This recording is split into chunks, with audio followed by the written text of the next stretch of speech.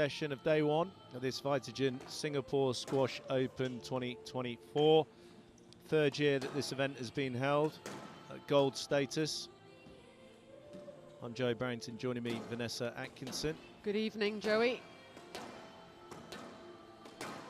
A quick run through the results, all very straightforward in the first part of the session, finishing off a very kind of comfortable win for Curtis Malik there. This evening we've got local interest with Cassandra currently on court, Jerome coming up against Omar Mosaad, Ramit Tandon up against Lau. That could be the pick really of the play this evening, Vanessa. Yeah, those two middle ones this evening, I think both could be quite good matches. Hollie Naughton taking on Kai Lee of Hong Kong. She's very competent.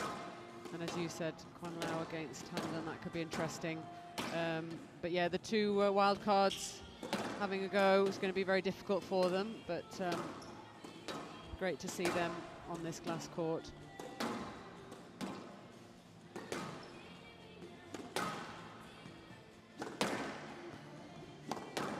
Well, first ever PSA match for Ong. Getting the wild card. 23 years of age. Certainly be a few nerves there, but a great opportunity for her to experience world-class squash on her home turf. Yeah, obviously just joined PSA, so this could be the start possibly of starting to play some events. Exciting moment for her.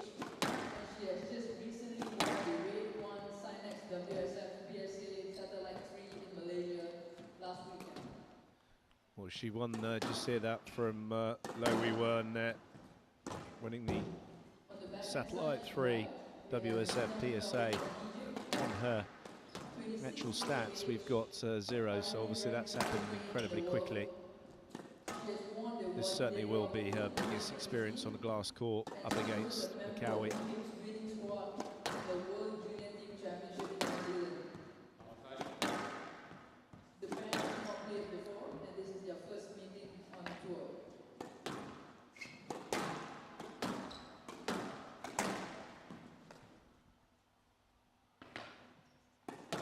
So Mickawy has been as high as 20, she's at 28 at the moment. There is a lot of players obviously making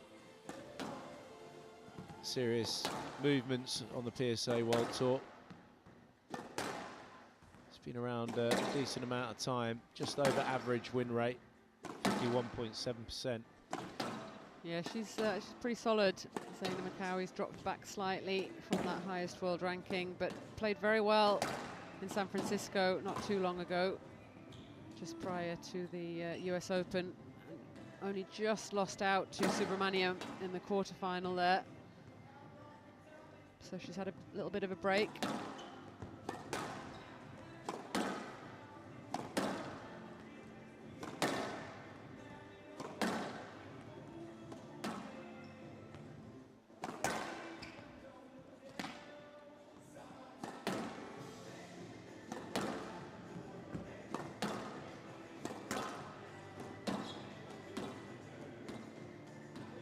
See the taping, the K-tape and the Achilles there, both Achilles of Ong.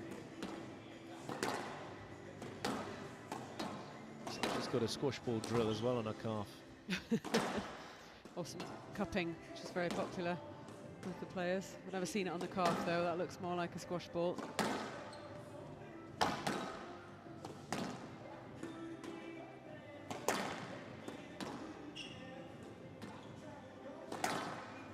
She looks like a plaster. Oh, it is. A plaster. There we go. That's not going to last the match. No, no. Certainly a tricky area to have tape though, the Achilles. So hopefully she's going to be fighting fit for this one.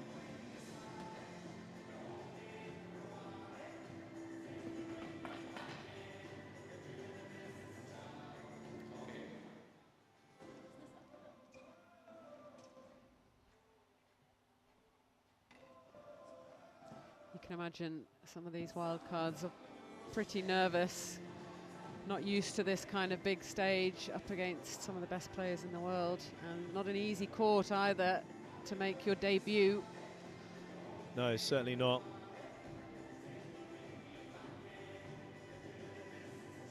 Against these very experienced performers.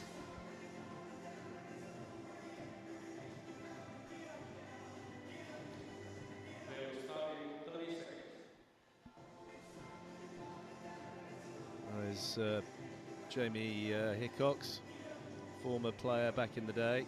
He's coaching here in Singapore, was in Malaysia for a long period of time.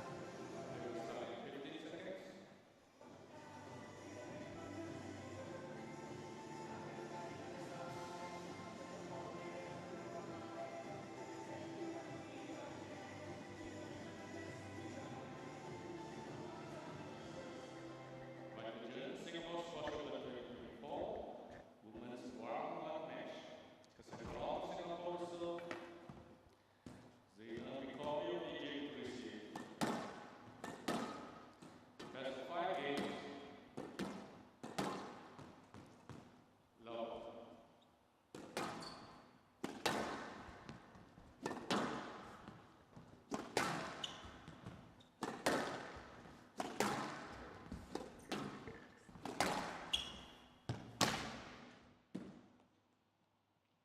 And now, one love.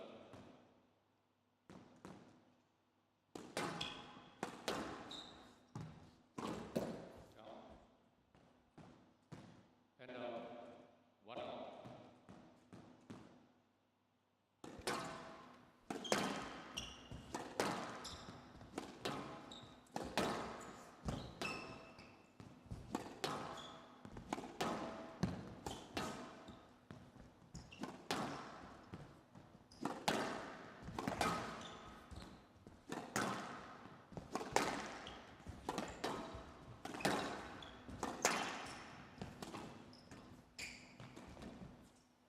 Well, that's a lovely rally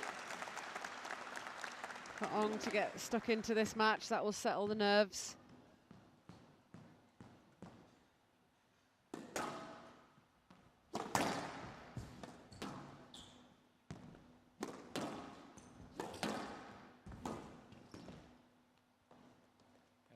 Didn't quite read that one.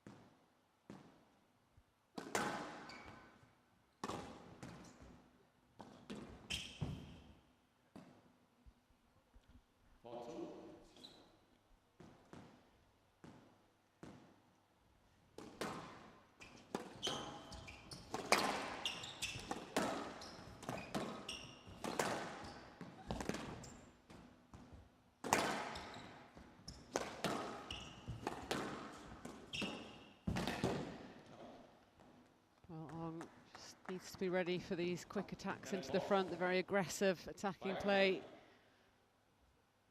of Mickawy.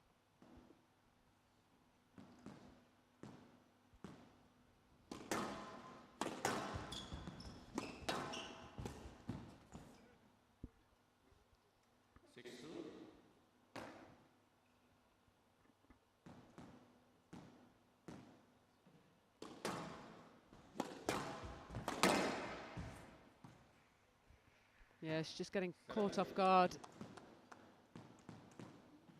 Sitting a little bit too far back off the tee. She needs to push up the court.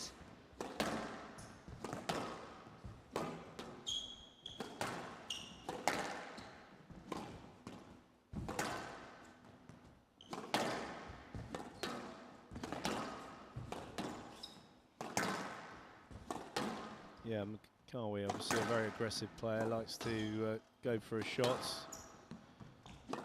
Similar to Mariam Mickawy. Yeah, she's not going to take you right up the court. Not taking much pace off the ball, but she's going to get on it early. And hits with a lot of pace. It's a lovely line.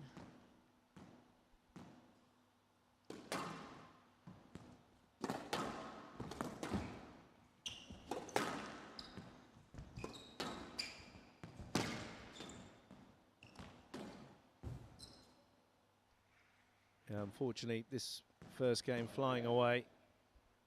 9-2.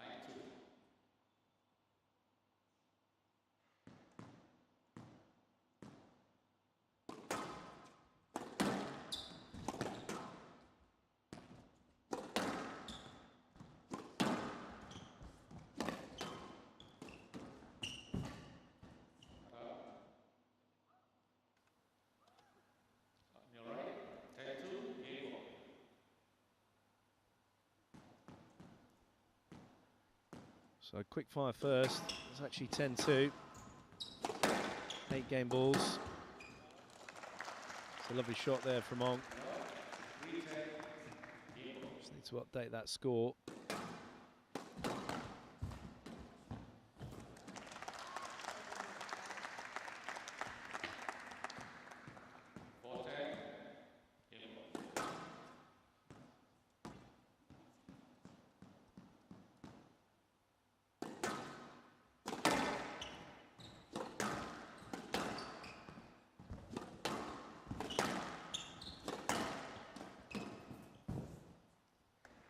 So tied it up.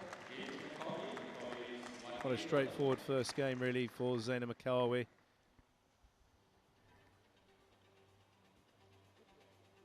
A few minutes really for her, and she's not going to want to hang around. One game to love lead, just 6 minutes.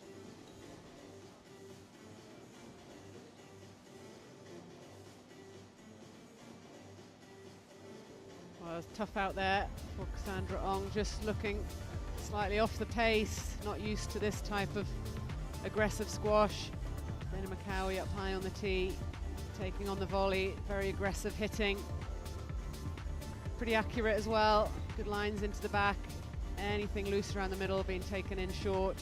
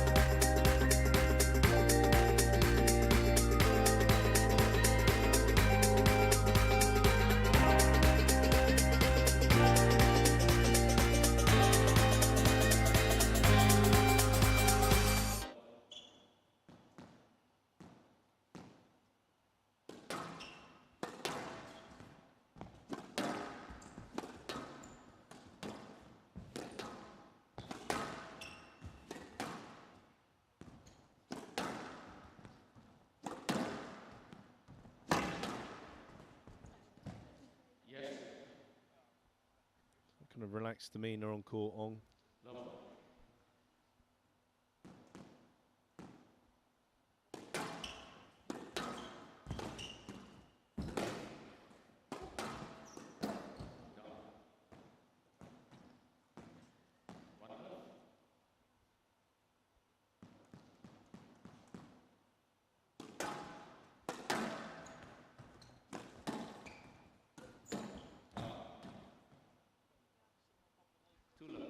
Well, missed a little opportunity there for Ong. Again, it's all just happening a little bit too quickly in terms of the pace. Just catching the side wall quite a lot on that left-hand side. Not able to get that racket through in time.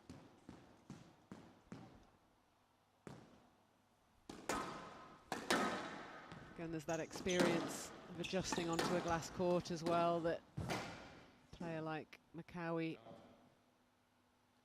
that experience. She knows exactly what changes she needs to make, that shortening of the swing, getting the racket head speed through.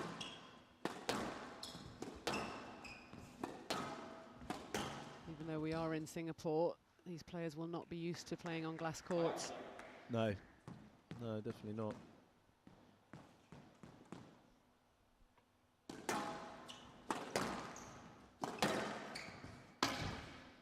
Just to reiterate the score, it's 1-love for Mickawy, and now 6-love in the second.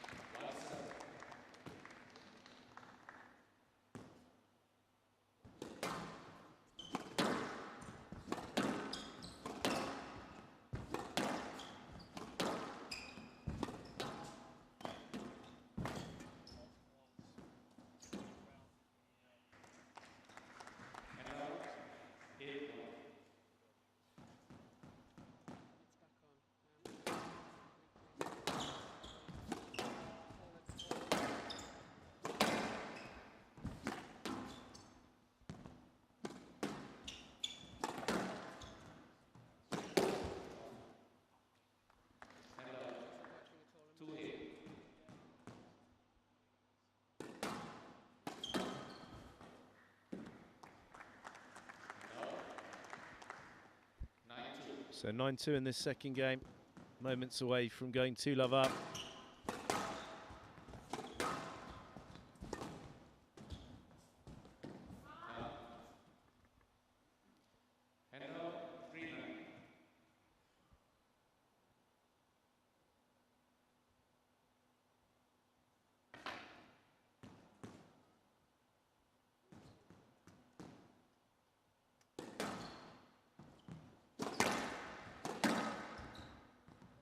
Got a nice forehand on her. There's been where she's done some damage. Yeah, she's hit a couple of nice kills on the forehand side. Struggling a little bit on the left.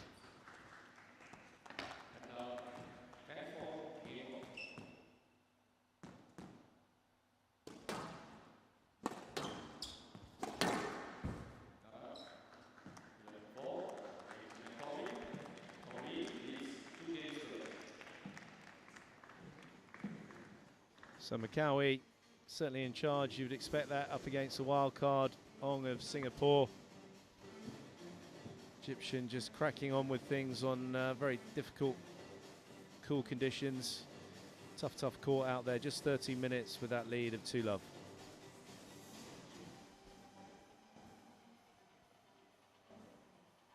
Well, very comfortable, commanding lead for Zeina Mickawy. Just trying to get a feel for the court herself, assuming that she does get through. She'll face a tougher opponent, I'm sure, in the next round. So wanting to get a sense of this difficult court. Tough out there for Cassandra Ong.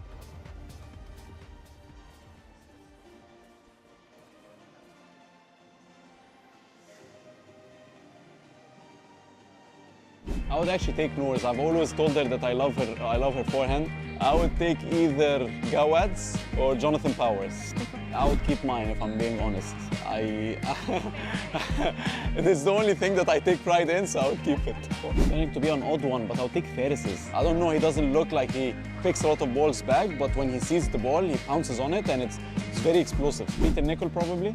I would go for Shabana actually, and I can't believe I didn't pick Shabana for the forehand side as well. His forehand was lethal. Rami, hands down. Fitness, Paul. The second event, but certainly the first major event for Ong. 23 years of age, so you know it's unforgiving at this level on this court.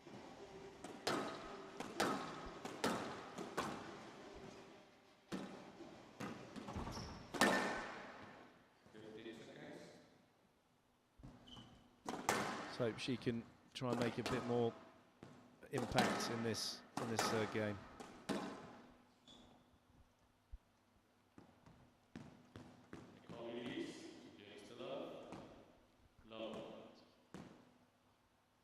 that's got to be the aim, really, for Ong. Not to view it in terms of results, even points on the board, just trying to have a game plan that she's able to stick to for a period of time. See if she can get that ball running into the corners, take it away from the middle, just make life slightly more difficult for Mickawy. She's got very low racket preparation on that backhand side, she just doesn't look ready.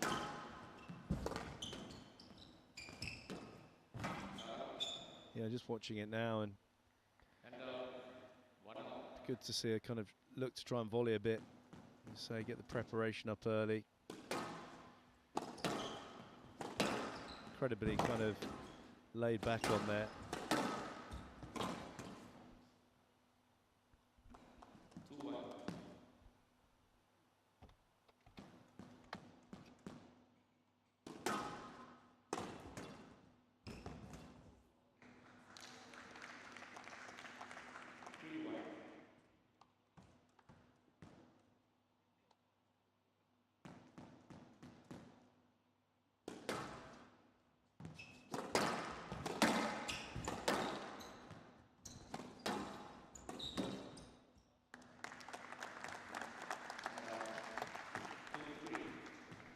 Better start from Ong.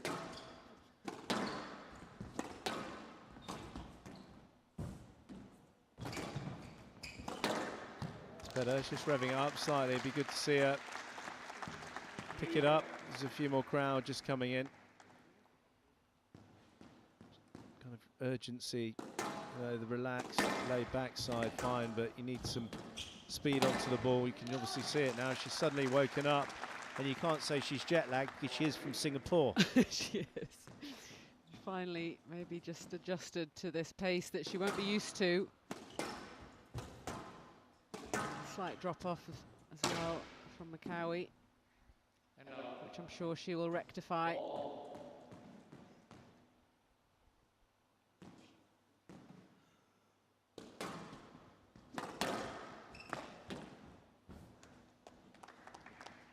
Mickawy back on the charge.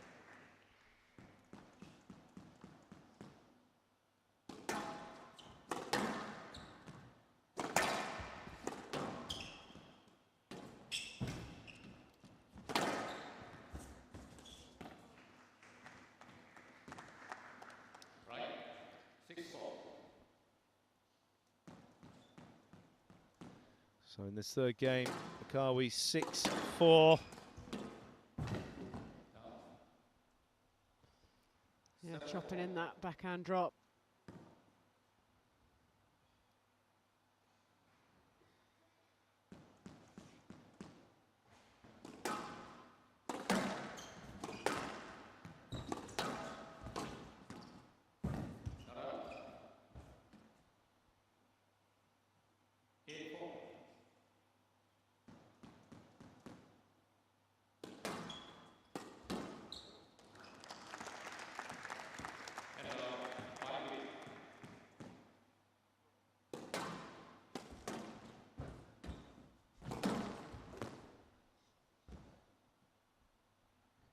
Yes. 5.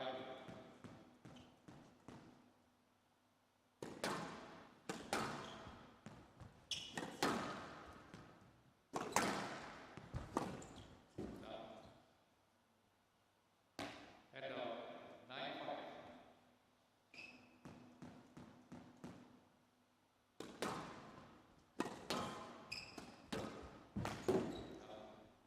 So 5 match balls now for Mickawy.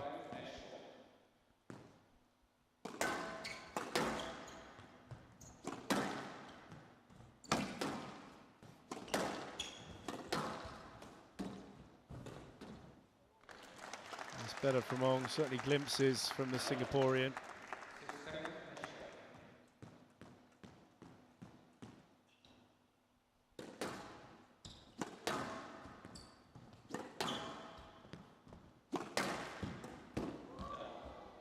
Well, just clipping the top of the tin there, so certainly got some experience playing someone inside the top 30 in the world. Ong, the wild card. We'll be getting an interview with both players, with Lau Post-match. 20 minutes, 3-love victory. You're going to hear from both now. Ladies and gentlemen, Cassandra from Singapore.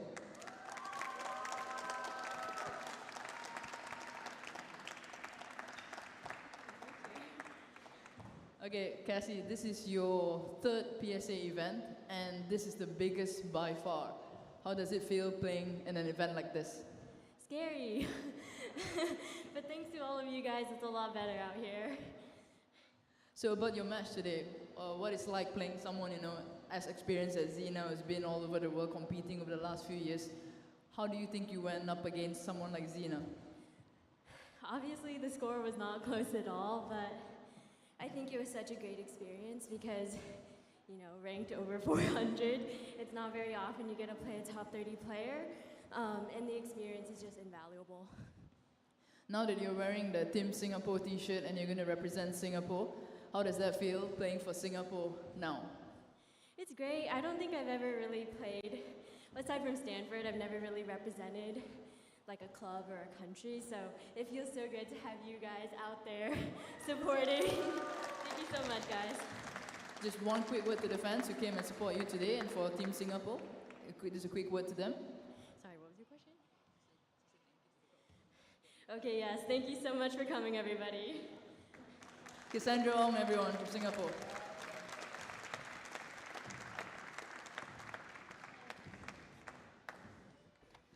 Zeina, no stranger to the court here in Singapore. What brings you back here every time? Yeah, there's something here that's very special. It makes me want to come again. Like this time I said I'm going to come to Singapore no matter if I need to play the tournament or not, but I'm really happy to be back and to be playing here in front of you guys. So about your match today, playing someone new on tour, which is rare at this point in time. I don't think you play someone that you've not played before. So what was your game plan going into today's match? Well, honestly, before the match I was a little bit nervous. I didn't find any matches of her. I haven't seen her play before, but yeah, surprisingly she has really good hands, and I'm sure she was a bit nervous too. It's her first PSA tournament, and I'm sure she'll be playing more and more tournaments in the future. So you've got Tine Gillis on your next match. What are you trying to achieve in this tournament this time compared to last year? Yeah, well, all I'm thinking about is to play better and better, and not think about the result.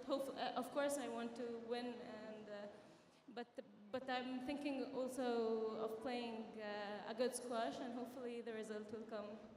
We're looking forward to seeing you back here on this court again. Everybody, Zeina Mickawy from Egypt.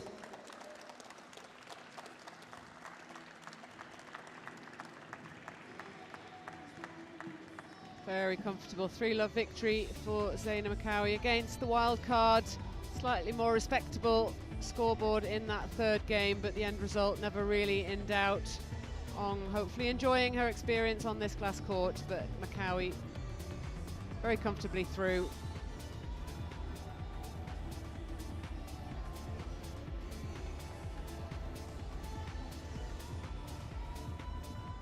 Well, the next match, the last women's of today's play on the glass court in 15 minutes. It's Hollie Naughton of Canada up against Carly Yi of Hong Kong.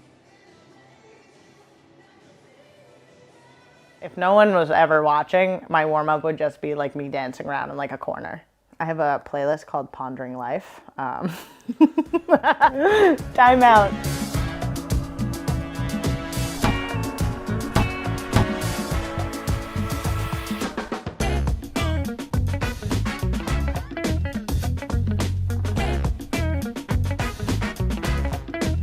That is a very loaded question. Okay, music is unbelievably important. I grew up with music. I grew up in a musical family. I'm always listening to music. I find music sometimes can express how you're feeling, what you want to say, communicating, all that stuff. I say it's like my 6th love language. I love it. I have a tattoo literally of music note, headphones, headphone jack, and then it says life.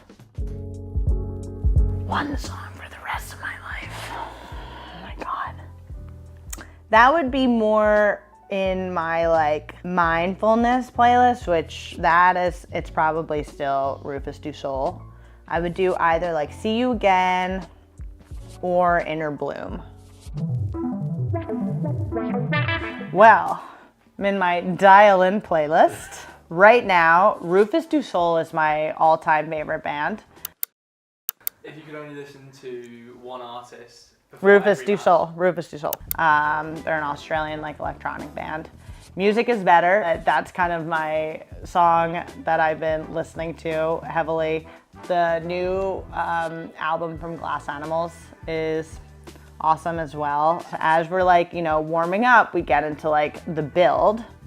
So I have a couple remixes, like a Lasting Lover Tiesto remix, which is great. Zed, the DJ, he just released an album, so Out of Time's another good song. I love Artie, Lightning Strikes. Then as we progress, we get into kind of like more rock and roll rap music. So like I'll go DMX, like AC/DC is a big one. So Thunderstruck, Highway to Hell, Shoot to Thrill. And then we kind of end off with some Eminem because like I love Eminem.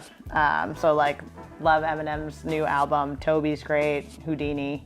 And then if I kind of need something a little bit more chill, I might go back to like some more chill house music, like Duke Dumont, Elderbrook. And that will kind of sort of just like take me from like a 10 to like an 8 on the mental energy spectrum. Trap music. I think like rap these days are awful. Like there's old school rap is great. Like rap nowadays, it's just terrible. Ooh. I would do Arabic music. I grew up like listening to a bunch of Arabic music, Amr Diab and everything. I mean like our dad was, Egyptian, so like it's not like he was introducing us to like the Western music. He was putting on like Arabic music for us in the car. I love like movie soundtracks. I love also songs that I can just sing at the top of my lungs. Like sometimes when I'm driving back at night along Ocean Avenue, you just want to play like the slow, like romantic like song, and then you just like blast it and like, sing at the top of your lungs. Movie soundtracks like A Star Is Born. You know, you have like Shallow, Always Remember Us This Way. Freya Ridings is great. Third Eye Blind. I love Linkin Park as well. Oh gosh, these are some heavy questions. I've seen, I mean, Taylor Swift would have been really cool to see because I just think of like performance-wise. I think Adele would be cool because of her voice. I've seen John Legend in concert and he sounds the exact same. I've seen Coldplay, and then another one really good. I've seen Hans Zimmer in concert and that's unbelievable. Not too much. Not too much. Yeah, well, A Star Is Born, Greatest Showman. Like, if it's good soundtracks, yeah. La La Land? No, I didn't like it at all. I didn't like it at all. After like, you know, you're at the AC/DC, the DMX, like the rap, the Eminem, all that stuff, you're hovering at like a 10, 11. So then you gotta just take it down a little bit to just sort of like get in the zone, everything. And then you're good to go.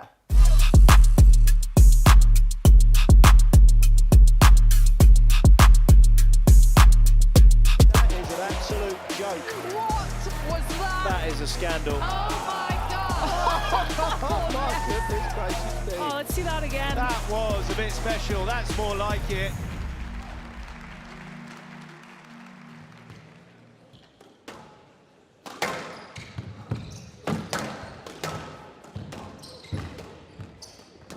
I mean, I've not seen. I mean, look at this. Everything, as you say, is. That's right. A badminton player at the front of the net, literally just at the net, just not letting anything get past him.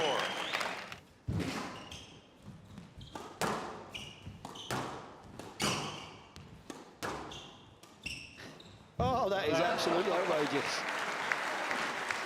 The racket control to take the pace off of the ball and still get that same angle from up here is quite superb from Tarek Moment.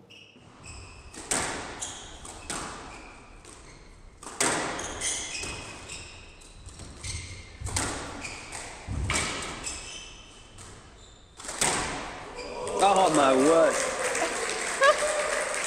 That was an absolute ripper. See that one? I'd be impressed if there's been a better shot than that in this tournament, to be honest. So just the one game ball remaining for Sarah-Jane Perry. Oh! What a way to finish the game. One game on. Skills are us from Sarah-Jane Perry.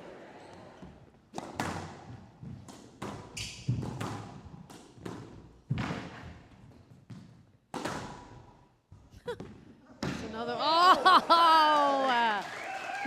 Oh, the smiles are out. Is that called a Philly boast? Again, double shot, double territory there. It goes into the front wall, then the side wall. And if you get the angle right, even he's impressed with that. Oh, it's good. Pick up was good. Oh! How does he do it? Oh, do drop in. That was.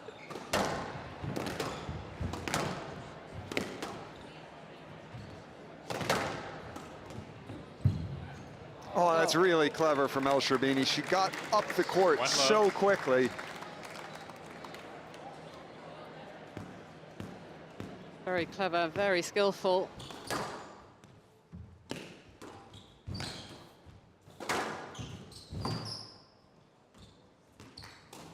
Oh! Can't overcook it though, you know. Needs to be backed up by a bit of discipline, not get too carried away.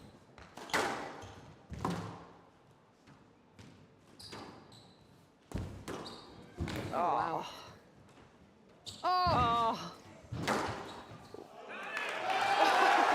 What a rally. More of this, please. That hit him. Look at this. I mean, where do you even begin to teach that? I mean, you can't.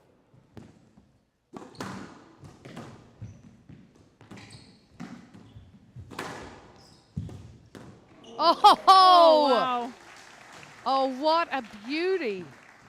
I was just going to say that you never know what Kafegi's going to hit, do you? So stylish. Movement into it, too. No, mine were just more self-inflicted. Oh, that is absolutely exquisite. That was, wasn't it? That was a scandal. And right behind the service box. Joke technique on this. Look at that. Wow.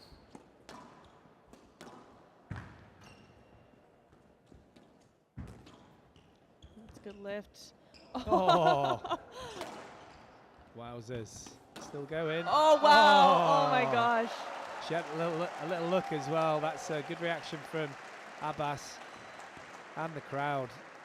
There's so many parts of that rally I want to see again. Yeah, the volley from behind herself was the first one, wasn't it? And then she got the perfect width, and you saw Murphy have a little look at her target before she hit it, and she got it spot on, right in the bullseye.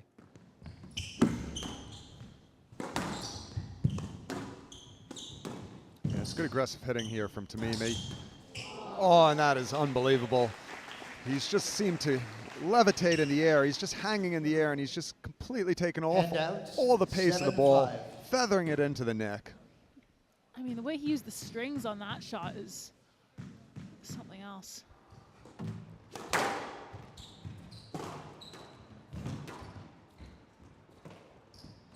Oh. And out. Well, you have to just laugh, really. Look at this. Perfect. Don't get lobs any better than that. Talk us through the first few rallies then we're watching here. It seems everything's going into the back corners. Is that deliberate from you? What are you sort of trying to do there? Very, very deliberate. You know, as I told you, I wasn't feeling as confident as I would have liked to coming to this event. I just played with Shorbagi as well, which takes a lot of emotional stress out of me. And I wanted to start this game well because for a few times now I've been playing with Diego. He would get up to a good lead in the first.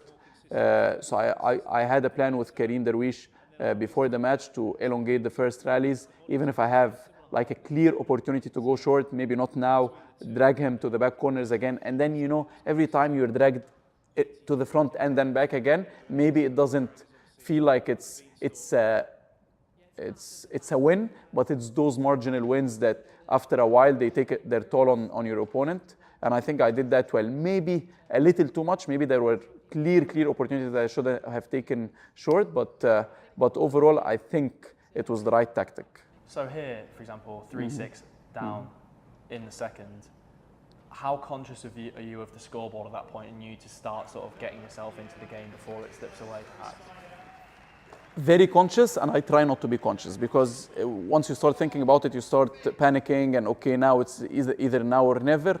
I start thinking, okay, Ali, what's your game plan? Think about the process, forget about the points. What's your game plan? And I said the game plan for the first game was to elongate the rallies, but here, Ali, okay, now take your opportunities. Like you saw in the previous rally, see, now this is not a good boast, but at least I'm taking the initiative, and I had to start taking the initiative. Otherwise, he was ahead of me in taking the initiative, and that was very dangerous. Again, here, you know, a tentative drop shot because I'm not one love up. I'm a little nervous, but I think the intent and the idea is good. I look at some of those rallies now, and I'm not sure how we stood. Oh wow! Oh, did I get that? Oh, it's 10-8 game ball. Yeah, I watched that. I was so happy and so relieved to see this one going to the 10. I might have retrieved the ball, but even then I would have been under a lot of pressure. And I knew that would make a big confidence, change of momentum, I guess, into confidence, because he was obviously flying in confidence, being 10-7 up. And then I hit a good straight drop, I think, from the backhand volley. And then this rally was quite long, and I had to retrieve a lot of balls back. And the fact that he lost it and hit the 10, I thought, okay, this is my time now. When a player starts trying to go for like drop shots from the back of the court, yes, do you then know that you've sort of got them in the place where you want them? 100%, but also you need to take a step forward on the tee. You don't want them to get an easy win out of those drop shots, you know, because that will give them confidence. So you try to take that away from them, because you know it's their last resort. If it doesn't go well, if it doesn't go well, then they probably don't have anything else to resort to. Oh yes, when I saw that going to the 10, I was too tired to even give it a yalla, you know, because of how much discomfort we were both in. But I know he was a lot more uncomfortable than I was, and that gave me a lot of confidence. Again, height, yeah, I agree with that. And then I think that's the one where I play. Yes. It starts getting. The cord starts getting longer and longer for the both of us, and if you can exploit that, you're going to be in a good position. This is the monstrous rally that I think finished both of us. Like, I think had I lost it, even though I would have been still 8-5 up, momentum-wise, it would have made a big difference. But the fact that he hit the 10 at the end felt so relieving. And then here, my quad was gone. The left quad was completely gone. And you would see in the way I'm walking that I'm not bending it as much as I usually do. But again, I tried to hide it, and thankfully he didn't. I hope that he didn't notice it. When you look at him there and you make that eye contact, what's going through your mind then? My quad. The only thing that's going through my mind, really, don't show it. Stay in there. And then I made the very beginner's mistake of sitting down, and that made the cramp a lot worse. See? What's the feeling when that finally hits the tin and you know it's over? It's so relieving. It's not even excitement or ecstasy anymore. It's not like you want to really go all out with a big scream. It's like, finally, this is over, and you know, right away, I've been through something special here. It's something I'm going to remember for the rest of my life.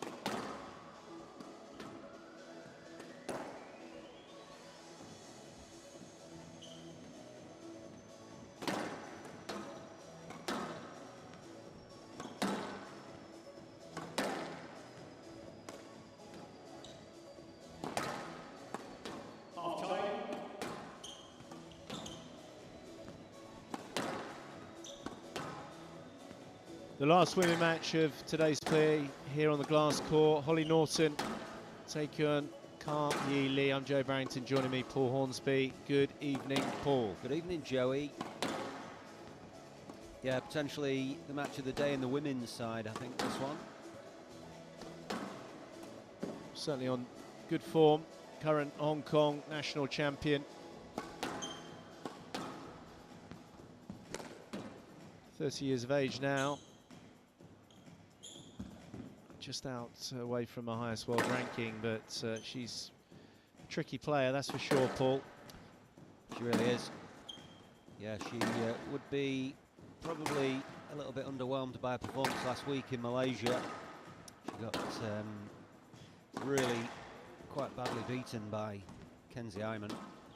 24 minutes the match was. A lot of unforced errors in there, so she's going to have to be a bit sharper today. Yeah, she'll be up against it today. Very experienced Hollie Naughton, based in Yorkshire. Originally from Barnsley, moved over to Canada when she was young. So representing the Maple Leaf. She has been top 16 as well. She's still inside top 30. Just outside that 50% win rate. Yeah, she's a lot of experience behind her, hasn't she? Top 16 in the world. Very good achievement that, but she's just slipped down a bit since then.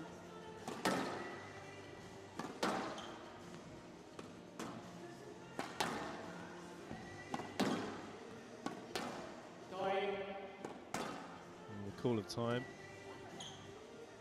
And some quick fire matches today, round one. And that's a chair.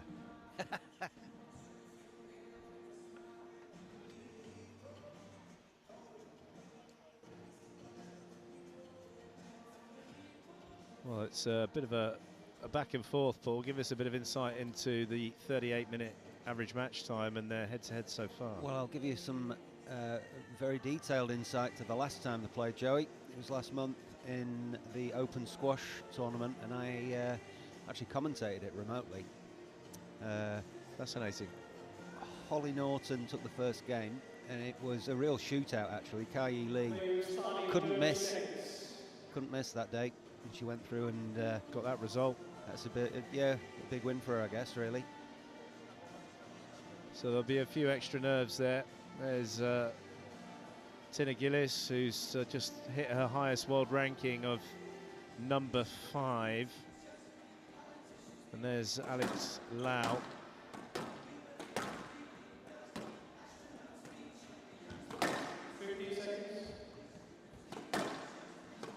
He'll be up next match with Ramit Tandon.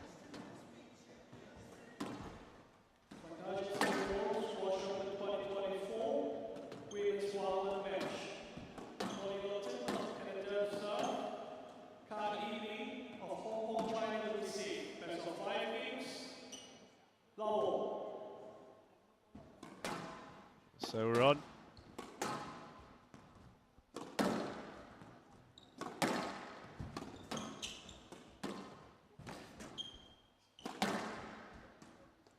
Start from the Canadian. Well, I think once again we're likely to see a lot of shots being taken into the front of the court. Both these players like to send it in. I mean, this is a dead court as well. And like you said, at the Open Squash, she was chopping it in.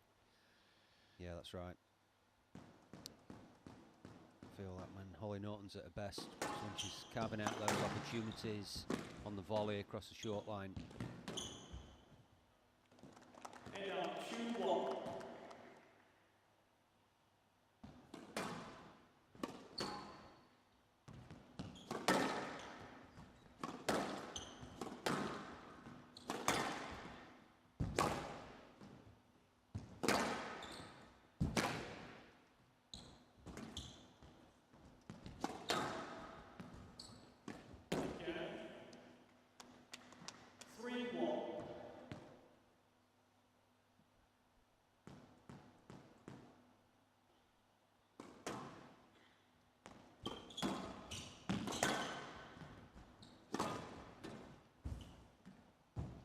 Well, that's nice, isn't it? Yeah, it's a lovely touch, that. Yeah, really simple, just stretching you. Nudged it in there, didn't she?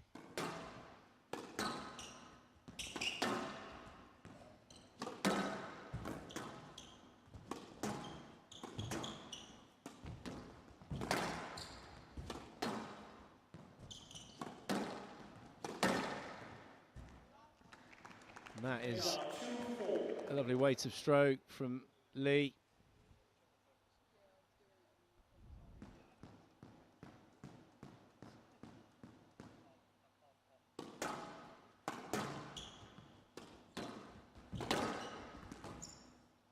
Yes, that's 2-4.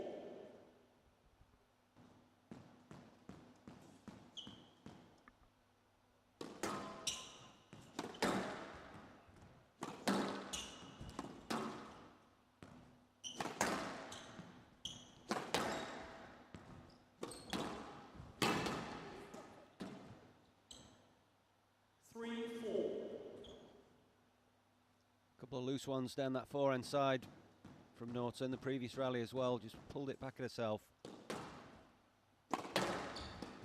Another.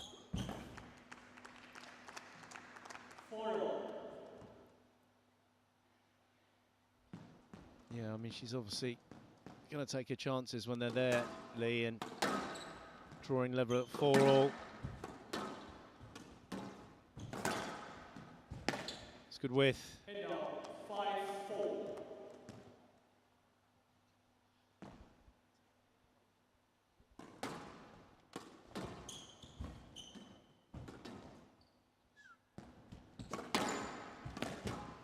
Up, 6-4.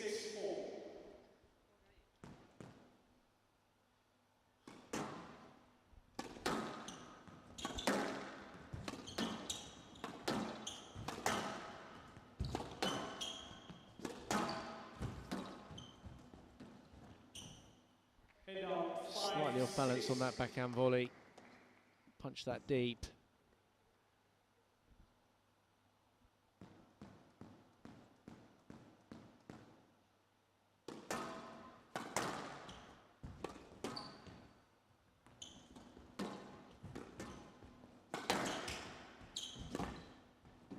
That's good corner to corner work there from Naughton. 7-5. Better. There's been a few scrappy ones really from the Canadian in this opening game. Got away with that one slightly. She was behind and just needed to go on the front wall probably. Just sort the ball out there. Thank you. 8-5.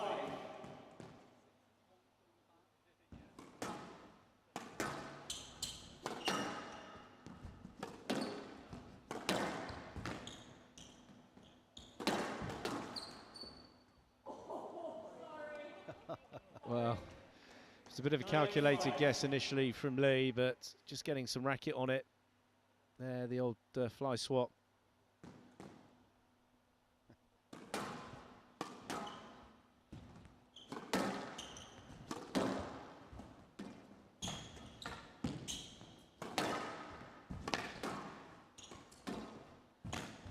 Well, again, she's finding the extremes a bit better, Naughton.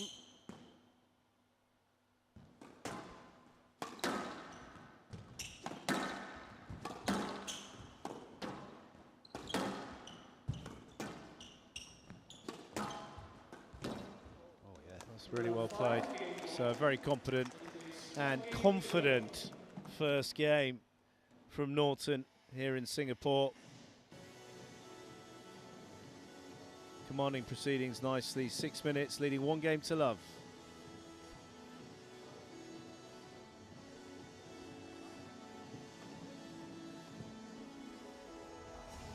Yes, certainly the more accurate Hollie Naughton was as the game went on, the more control she got. A couple of scrappy ones early on, just pulling the ball away from the sidewall, especially on that left wall.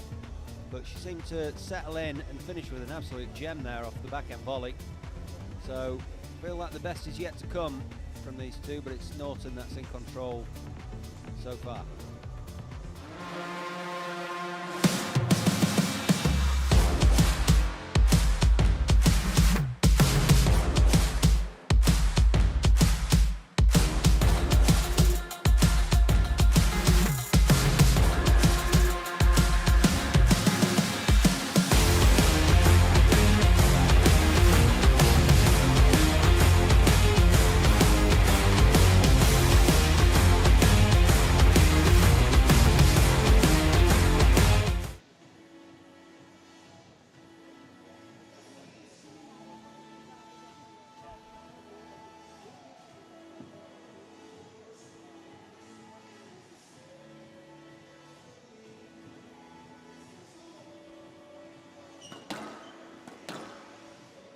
Players, still 30 seconds. You can only have one coach.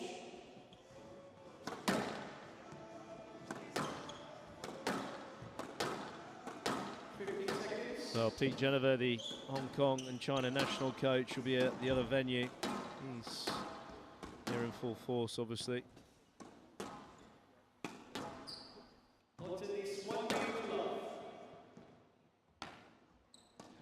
So Kylie is just being warned because she is only allowed to have one coach in her corner. Tong was there as well as Lau. I presume it will be over to Tong with Lau playing his match after this one.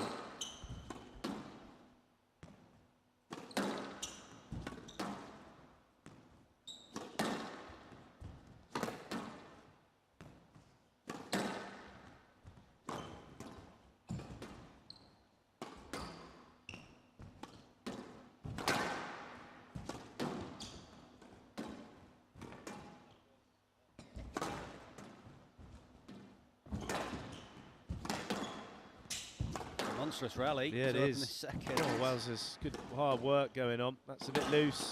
She's done the guess again. Ooh. Calculated, you have to say. Second time she's done it. So is she reading that, Paul, or is that a calculated guess? It's solid volleying. It was a good guess, but a nice clean racket face on it. Gone past Naughton before she knew it. There's that width again. She's done that a few times. Some good success between the side ball and the join on that right-hand wall. Yeah. 2-1.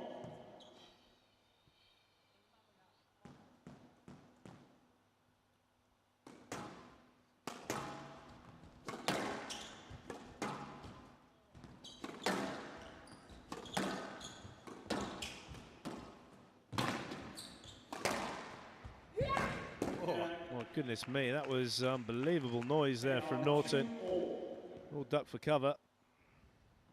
Throwing everything on that one, Paul.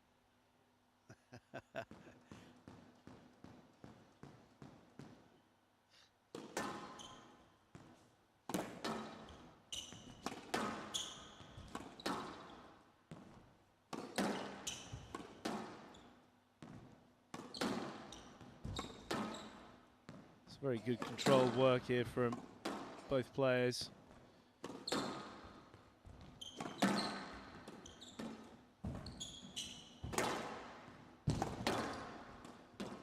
Yeah, it's good. Very good stuff from Lee. 3-2. Good shot selection throughout the rally. She's on the back end of a few of these rallies, Hollie Naughton. Yeah, it could get quite testing if we see a few more of them.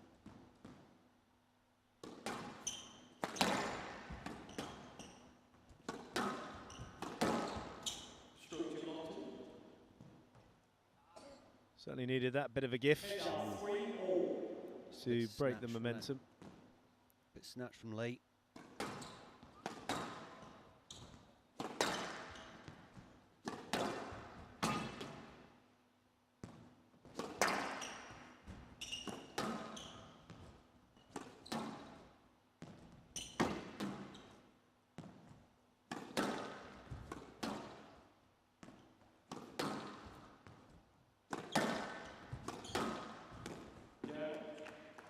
That's tight. There's not much you can do about that. That's very accurate. Really appreciated there from Lau, who keeps saying is actually playing next. He's sitting in the crowd. He's obviously very confident that Lee's going to turn this match around and we're going to at least 4 games.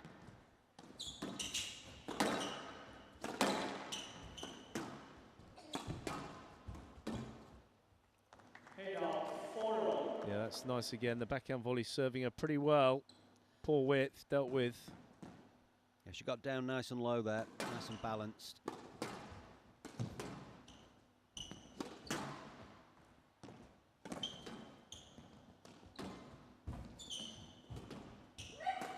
She's yelping again. Yeah. Oh, that's a good call.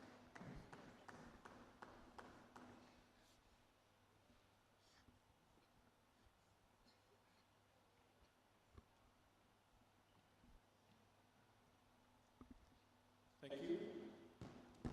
And now 5-4. I mean, he's absolutely everywhere, Lau. If he's going to play like he is with his coaching and ball retrieving around the court at the moment, he's going to be on fuego. Oh, talk about on fire. Dangerous times now. Starting to build in a bit more confidence here. Presume this was the squash that Lee was playing when you were commentating remotely from New Zealand, Paul. That's right, yeah. No, it was. A lot of stuff taken into the front with a lot of confidence. 7-4.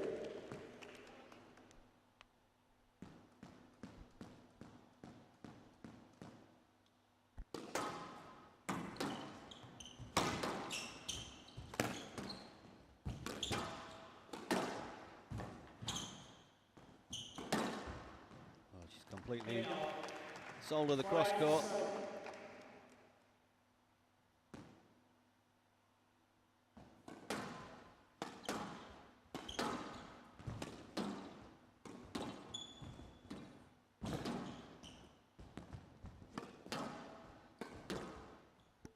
Better. She's responding well here, Naughton. Bit more spring in her step.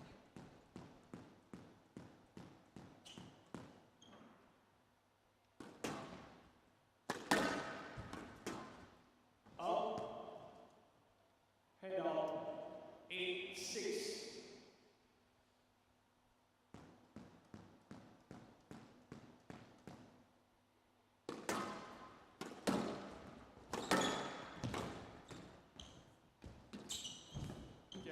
Another good finish into the front from Lee. She's been pretty impressive in this second game.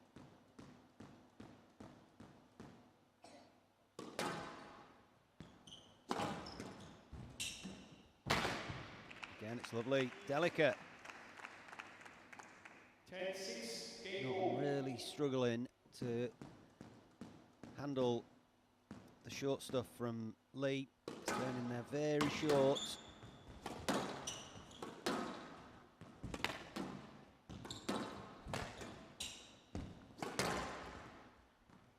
Head up. 7-10. Game ball.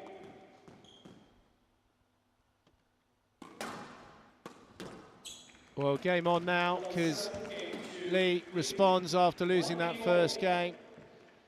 Very, very tough court, this. Whoever gets on that ball and attacks first pretty much wins the rally. And it's Lau that's designated the singular coaching duties. Tong is now been banned from the corner. 16 minutes, 1 game all as the music starts to really pemp.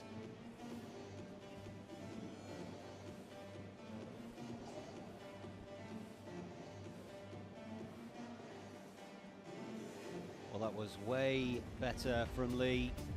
Came out really swinging at the start of that second game.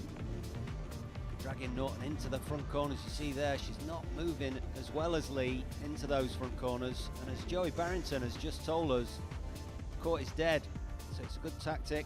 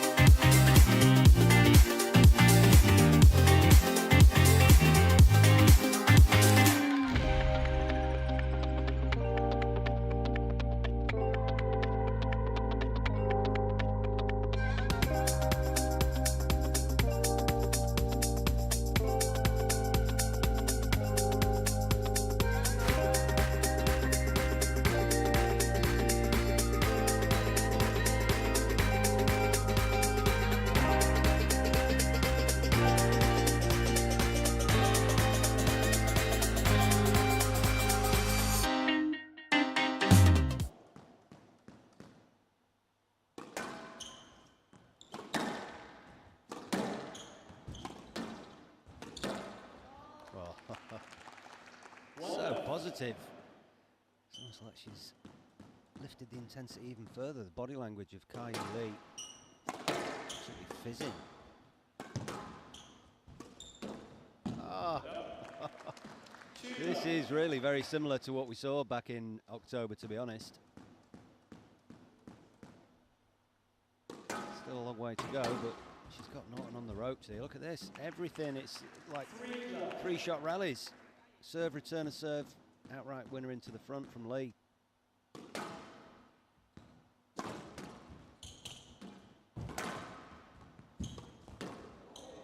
Can you believe this? I mean, that is behind her.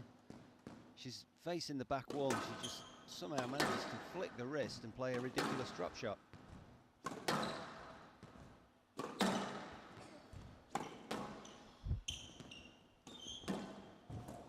Well, that's 5 in a row now, Joey. I'll tell you what, do Paul. I mean, it's unbelievable. I mean, he's a very. I mean, I can't wait to watch the match with Tandon and Lau, because obviously both very exciting players. But she's really expressing herself out there, Lee. Got to get a point on the board. She guessed it again. It's going to be a good length. Simple drop. That's it. 6 love.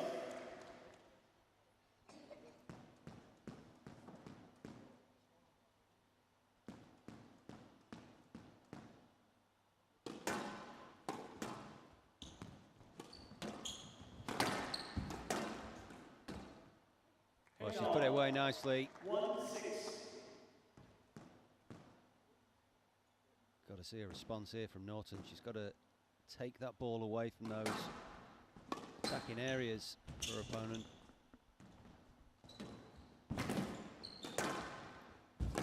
This court is becoming a very big space. 2-6.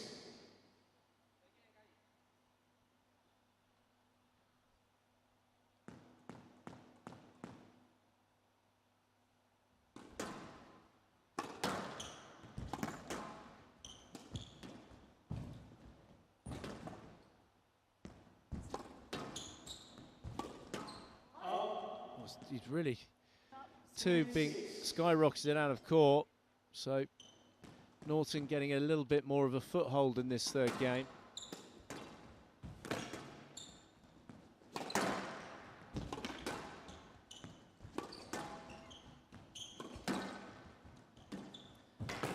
Not good enough, was it? The drop. No, she's moving up onto it as well. She really does kind of chip and charge, doesn't she, Lee? Takes it in and really follows it up.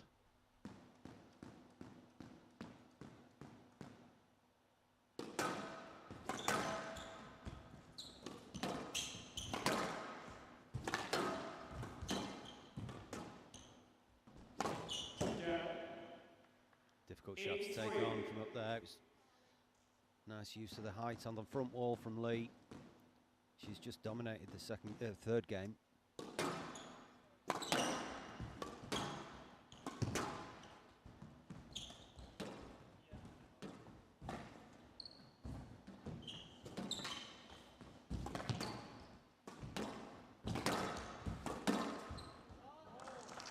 Yeah, it's like diagonal court sprints. So Lee moving away. It's now 9-3.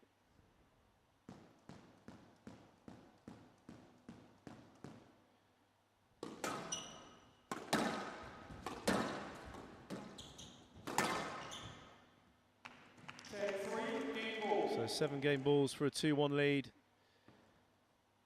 for the Hong Kong national champion.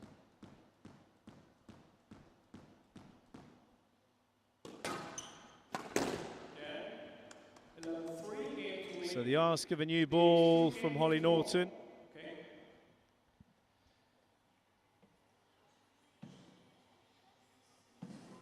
Go back to the restart, getting that ball warmed up, but Lee is on fire now, very, very confident. 11-3, third game, now leading 2 games to 1.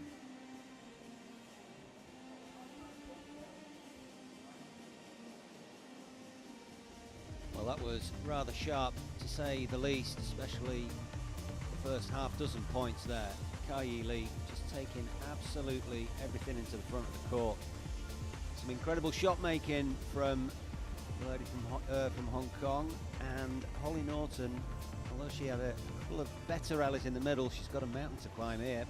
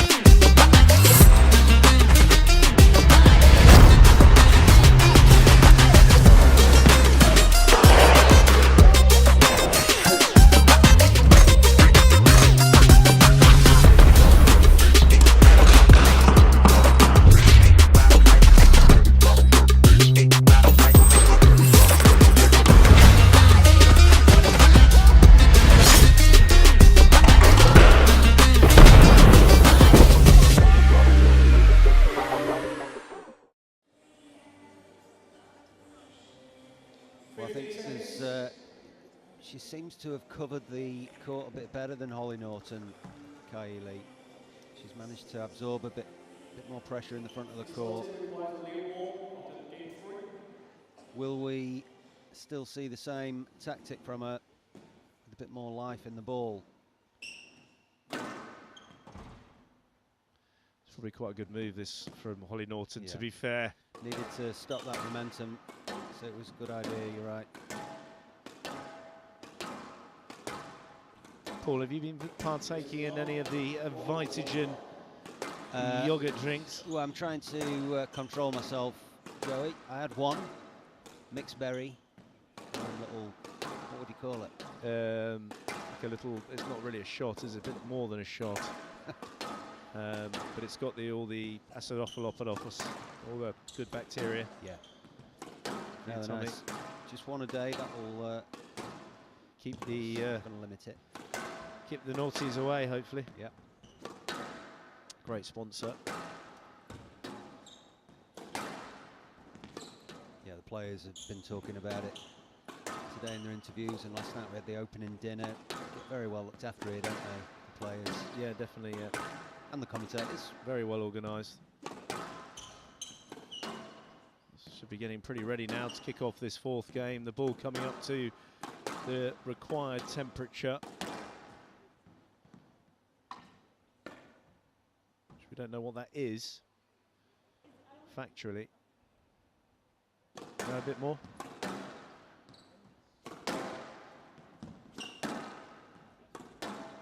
Oh, Vanessa Atkinson, always alone. Hang on, she's got a side kick coming. That is not Paul Hornsby. You waited until he sat down before you declared that, didn't you? Just so you're 100% confident.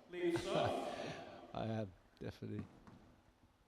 So, 2-1 lead for the Hong Kong national champion. She kicks off this fourth game. What do you think, Paul? Well, the thing is, she's done exactly what she did 6 weeks ago, which is take the ball in short, and it's paying off. She's not missing, is she? She's barely hit an error. I think the early stage of this, the fourth game now, is crucial for Hollie Naughton to just shut up shop, take those opportunities away from her, try to lengthen the rallies. It's just volley down the left wall from the Canadian, and just try to sort of let the dust settle a little bit. Try to get Lee maybe taking some stuff on that's a bit too risky. Well, that was a bit bamboozling for her. Start here from Naughton, 2-love.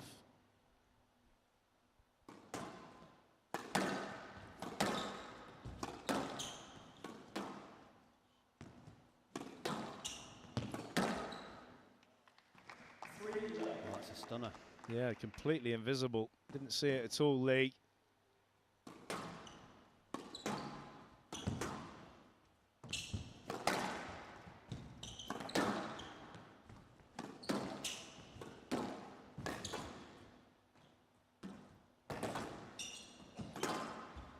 That's very nicely played. That takes a lot of skill to cut that ball cross court from the front here, there. 2 bounces before the side ball.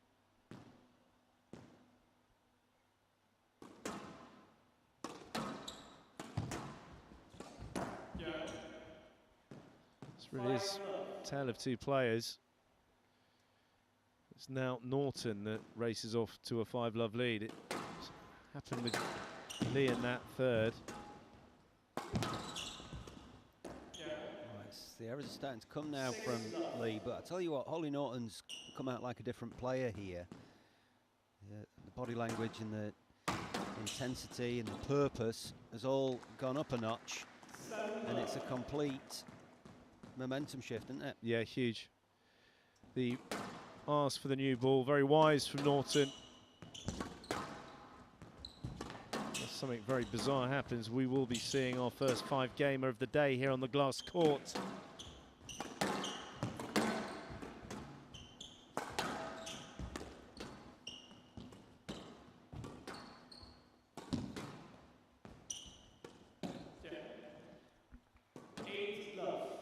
Well, exactly what I'd sort of described, really. It's Naughton closing the court down, getting those straight lines much better in this 4th game.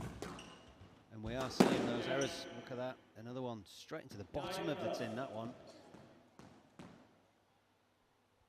It was Ferouz Abu-Al-Kier and Era Azman, as well as Kenzie Iman. Whoa. So that sole point.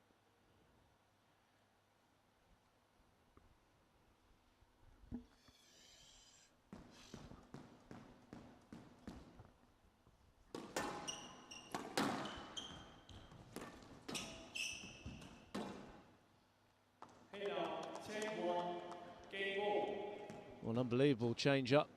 So we will be seeing a 5th game, 9 game balls for Naughton.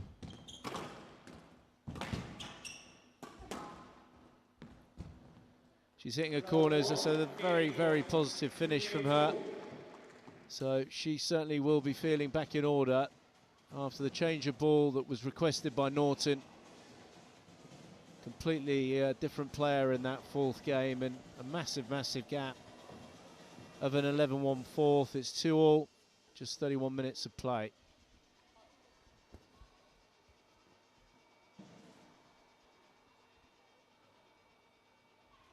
Well, what a turnaround. Just 6 minutes ago, I was suggesting that Hollie Naughton had a mountain to climb. I tell you what, she's proved me wrong, because come out like a different player. Everything about that performance in that game from the Canadian was positive. Finding the corners, forcing those errors, extending the rallies. Fantastic response from Hollie Naughton. Well, Alex Lau has finally gone to warm up, and Tong is now back in the coach's seat. What can Tong do to try and resurrect Lee for this 5th game?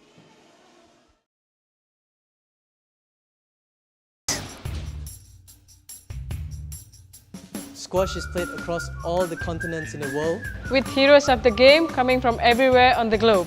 Squash has the power to enrich people's lives. The Professional Squash Tour is a catalyst for positive change around the world. The strength of our sport is our community. We're on a mission to unite the squash community and leave a lasting legacy wherever the tour goes.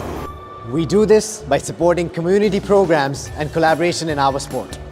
Once you play our sport and learn more about it, you'll make new friends and also grow as a person.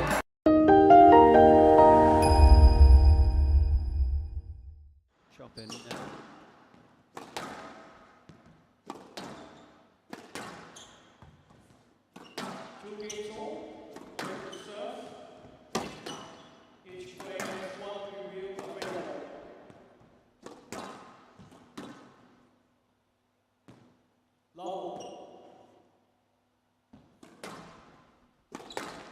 Fifth and final game between these two in round one.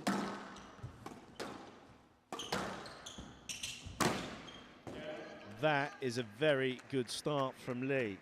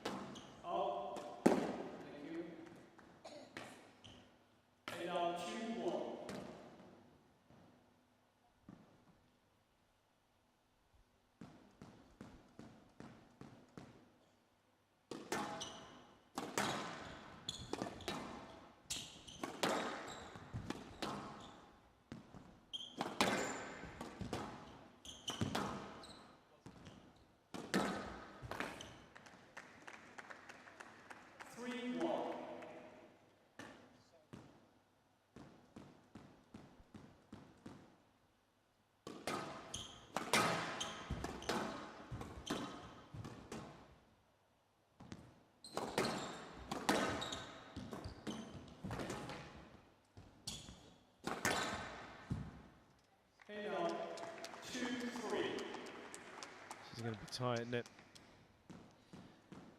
Yeah, struggling to see anybody running away with his fifth. Good to see them play well at the... Oh, bit of a fortunate bounce, bit of a wayward wit. Got away with it. It's all thrill. See them both playing well at the same time. We get a real treat of a fifth game. That's very, very tight. Bit of a fist clench as well there from Lee, showing a bit of that kind of animation.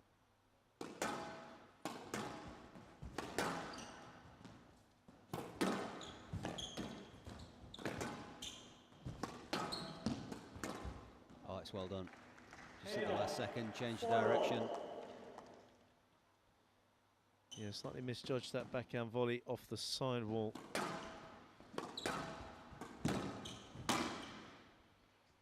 It's Naughton's turn to find accuracy on the right-hand wall, nice and tight.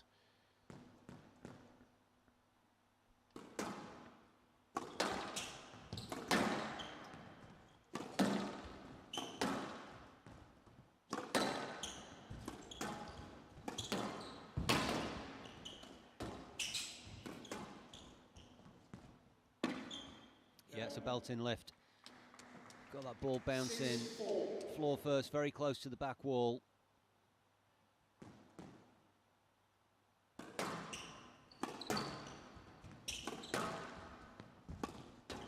Again, it's accurate to that back left corner from Hollie Naughton. Well, that tight ball on the backhand just relieved all the pressure there on Lee. It's a big point, she needed that one.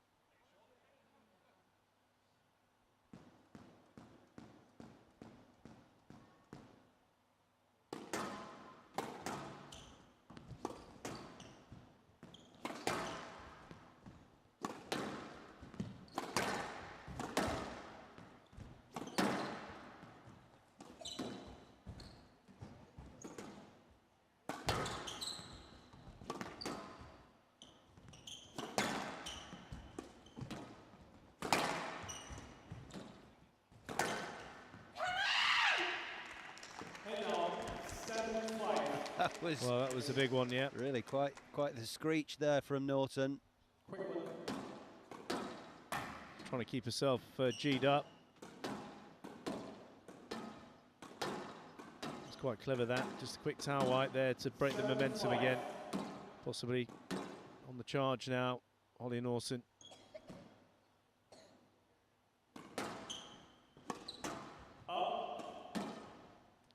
Third out of court from Lee on that right-hand wall, going cross-court. This match. The wheels have fallen off here at the worst possible time. 9-5. Lee. Naughton's really made a surge. Ball was locked up. 5-all.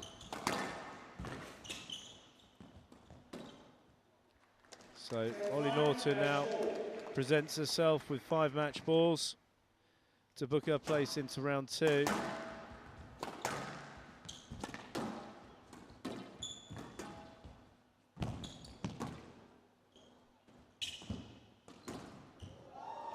Goodness me, that's the way to finish it.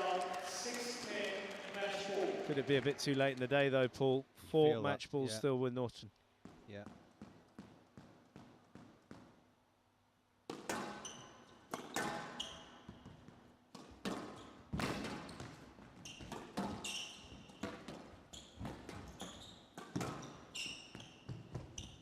Yeah, great shot from that high backhand volley. Not an easy shot to control, but she did so really well. Yeah, she used that shot well herself, Hollie Naughton, so a really good battle there. We thought it would be a good one.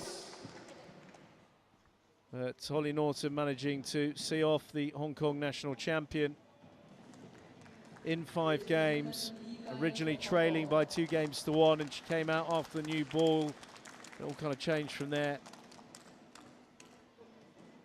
So a good confidence boosting win for Naughton in just under 40 minutes. We're going to hear now from Lau Post-match. I mean, it's been a bit of a battle recently and have not quite getting results when I've been the seeded player. And like you said, we played a few weeks ago in open squash and she was on fire and couldn't miss. And she has that ability to really put the ball away from any position. And I knew, especially on this court, she could be very deadly. So I kind of just, Tina yelled at me a little bit and said I had to get the ball into the back of the court and stop putting it on a racket. So I decided that I'd actually listen to her for once, and and it worked. So, yeah. Yeah. So the 4th game was a bit close in the first 2 points, and then you sort of ran through with it after. Do you think that was going to happen, or it was a bit unexpected? I think it can always happen like that with players that are shooters. They can go on a run of hitting 10 winners, and they can go on a run of hitting 10 mistakes. And I obviously did not think that would happen in the 4th, but it is one of those games where it can be a bit up and down, and the momentum can switch really quickly. So you've got the day off tomorrow, and then you're back on court against Nella. I'm not sure if Tina will be speaking to you the next time, but what do you think of that? Yeah, I think she'll be disowned from her family if she did that. Yeah, no, always a good battle. We played at the British Open. It was quite close, so I'll definitely be having that, rewatch that and have that in my mind of what I did in that match, and hopefully can give a good performance. One last question. What's the plan for the day off? Relaxing. I've just finished my school assignment, so I finally don't have any work to do. Well, I've got regular work to catch up on, but I'll be relaxing. Well, it's a good win for you here today, and we're looking forward to see you again. Hollie Naughton, everybody.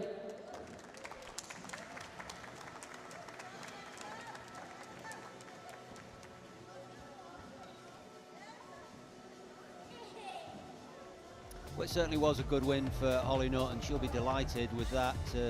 Reverse the result that she referred to there in a post-match interview. She really did have to dig deep. The change of ball seemed to be a real turning point in the match, because that 4th game was all Hollie Naughton. It was quite close throughout the 5th until the 5-all mark, and then she really took away. There will be a 10-minute break before we bring. She'll be pleased with that. Day off tomorrow, and then a big match against Naylor. Well, into the last 2 matches, and it's the men's here on the glass court of today's play. Another Hong Kong #1, Lau. He's playing Ramit Tandon of India.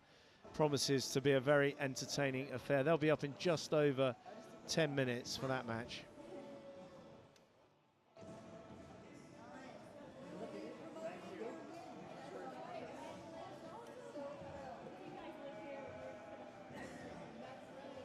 Good morning, everyone. I'm Hollie Naughton. We're here to celebrate National Fitness Day, and I'm going to take you through some of the key areas of my training and daily nutrition.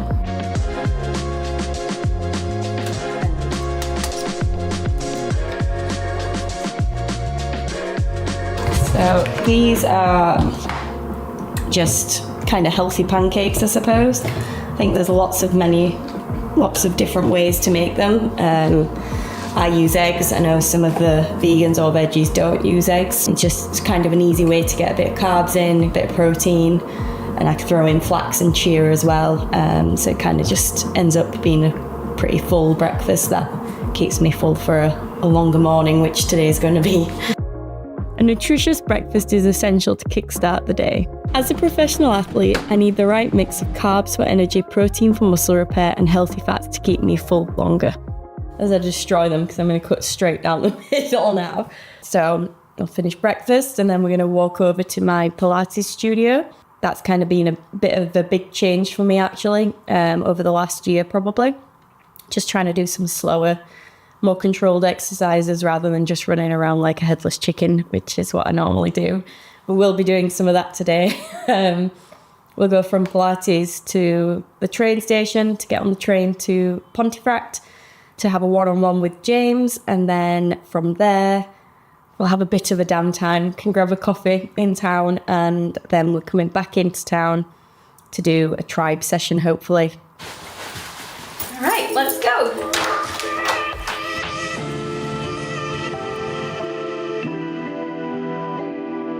Draw the knees back, but keep the wrists, the shoulders where they are. Then tuck the knees back in.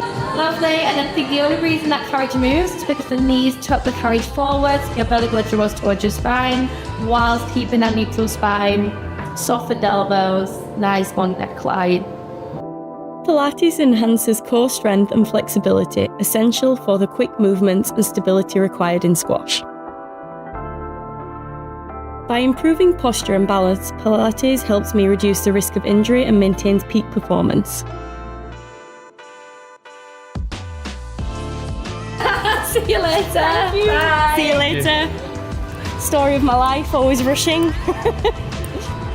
We'll see what James has got planned. Got a one-on-one session with him. This is only my second week of summer training, so this is still kind of breaking into hard work. Don't think I'll be doing a press session, yeah, I think, you know, sometimes you just got to trust the coach. We've obviously had a conversation about what this summer block is going to be about and like what we were trying to work on and build on for this summer to take into next season. So I think, like I said, it'll be kind of on building on that. For me, I'm only in week 2 of training at the moment, so it's definitely looking a bit different now to what it will in, say, a month's time. Not only is squash really fun to play, it's one of the healthiest sports on the planet. In a match, you can burn excess of 800 calories an hour. Every moment in squash is also fast and explosive. The constant sprinting, lunging, and changing directions helps build cardiovascular endurance and strengthens muscles, especially in the legs and core. Alongside this, it's a fantastic sport for sharpening your mental agility, requiring fast reactions and quick decision-making the entire duration of a match. And finally, studies have shown that playing racket sports can add years to your life. In a study published by the British Journal of Sports Medicine, they concluded that racket sports were shown to reduce the risk of cardiovascular disease, stroke and heart attack by 56%, the greatest of any sport. It's annoying, it never trains, but yeah, it's still so good. One day I just aspire to be like that. I take a few weeks off and it looks like I'm a beginner again.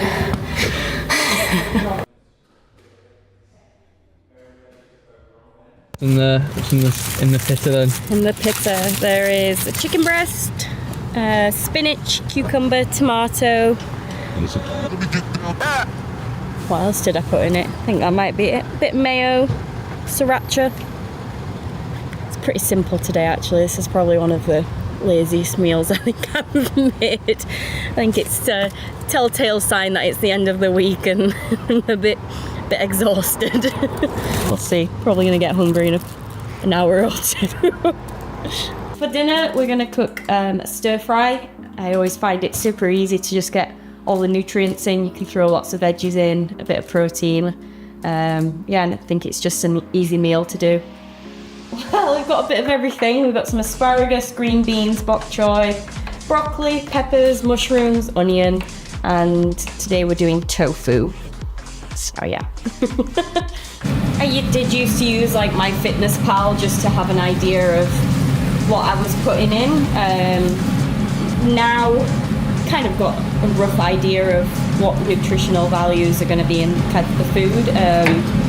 For me, it's just making sure get quite a few veggies in, and I'll try and keep a bit more of an eye on like the protein in each meal. Just I think that's something I'm not the best at, making sure I get it in, but I think I'm getting a little bit better with it. And then just the carbs, especially as a female athlete, I think sometimes there's a lot of comparisons with other people and you see what they're eating and it can get into a bit of a slippery slope. So I just try and make sure I'm eating healthy, and said this off camera earlier, I think sometimes it's more about how you feel within yourself rather than what you're actually eating, to some extent of course, but I think if you put in all the hours, you should be able to afford, if you want a burger or some fries in the week, it shouldn't really impact, I don't think, and everyone has to figure out what works best for them. For me, it's just making sure I'm eating healthy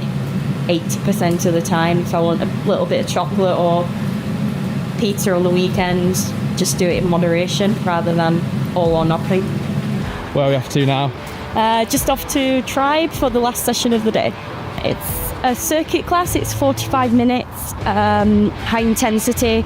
There's treadmill, floor, which is weights, and then there's a salt bike.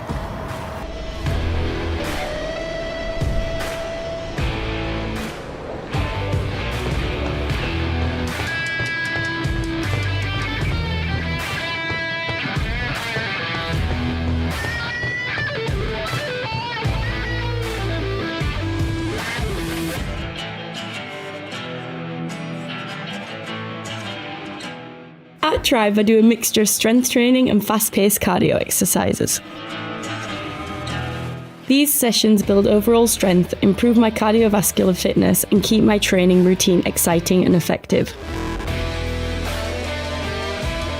Sessions like these are a great way for me to push myself in a supportive environment.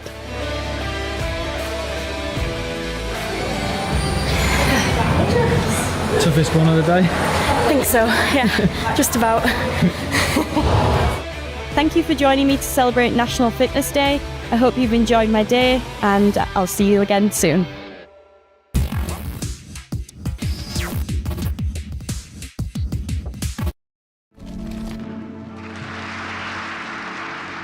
Arguably the greatest player in the world, he's a man who can't bear to lose. Basically, I suppose I want to win more than other people. If you win the Davis & Tate British title, you are effectively the champion of the world. And to Jahangir, it's a familiar route. Kwan from Pakistan has stunned the world champion, 34-year-old Jeff Hunt from Australia. It's the 16th British Open title for Heather McKay.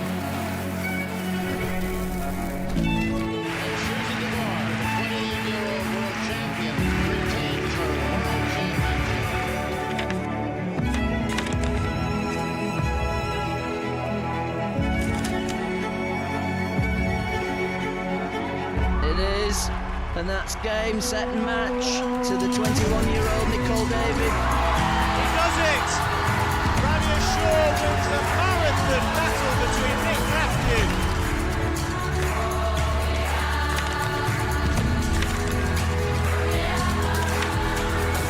Gregory Gaultier, your world squash champion. Shabaghi's made history.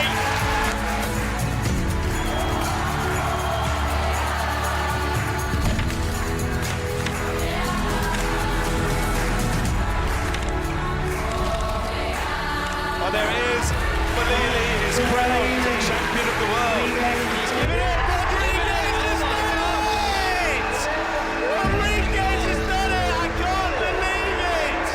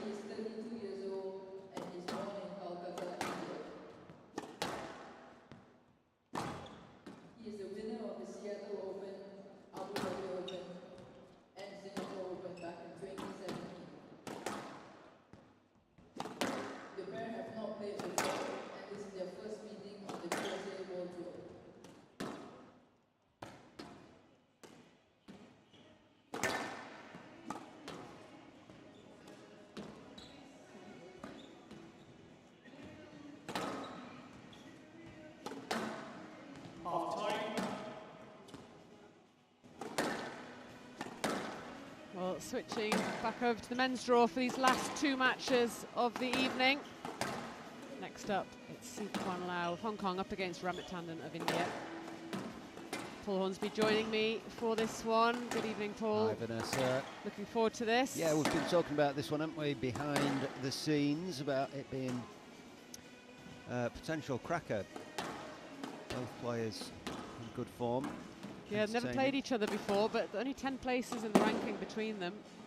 Both very, very good, very attacking players. Love to put that ball into the front, so should be quite entertaining.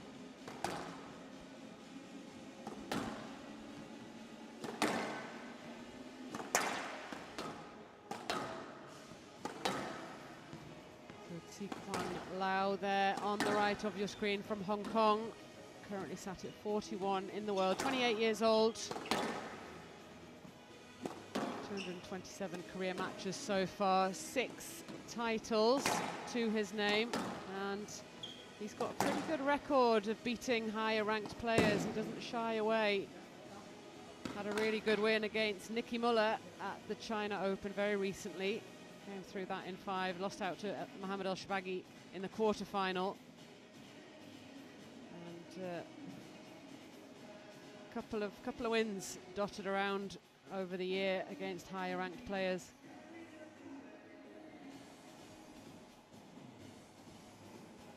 So dangerous player up against Ramit Tandon, very experienced. 32 years old now, looking nice and relaxed. 31 in the world, just off his highest world ranking. Plenty of experience. Turned pro all the way back in 2009. Look at that, 200 career matches. 4 titles in that time. Played in Malaysia just last week. He played well there. He did. Lost out to Yusuf Solomon. We were obviously on that one, Paul, as we were on pretty much every match.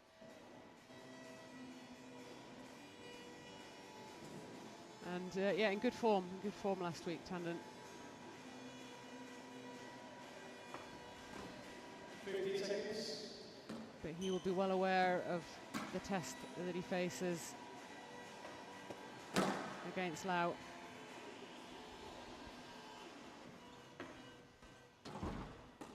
VITAGEN Singapore Squash Open 2024. Men's round of the match. Round 10 of Indian serve. Kwan Lau of Hong Kong, China will receive. Best of 5 games. Lau.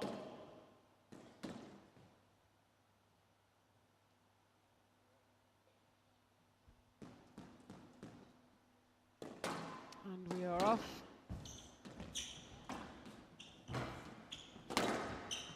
Straight into an exchange at the front of the court. That'll test out your pre-match warm-up, won't it? Straight into the front left. Yeah, exactly. We'll pass that information on to Joey Barrington. He seemed to be getting quite concerned about Lau leaving it until the last minute to warm up, but he's come out bouncing around as he always does. Well, he was in the coaching corner, wasn't he? He was. He is very relaxed with the way he goes about things, and that shows in his game as well. Quite high risk at times, very exciting to watch, very unpredictable.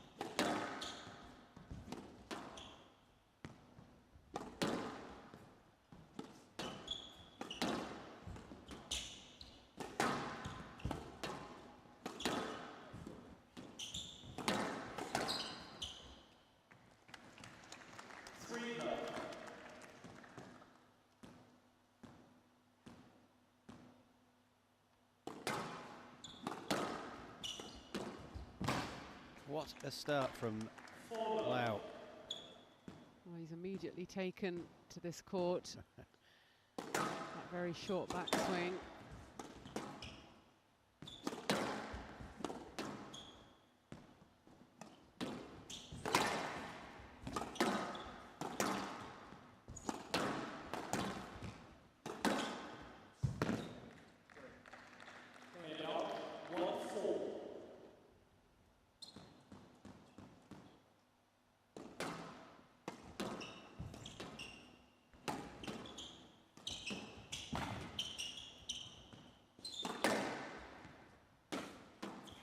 Length from Tandon. Yeah, I think this court is well suited to both these players. Both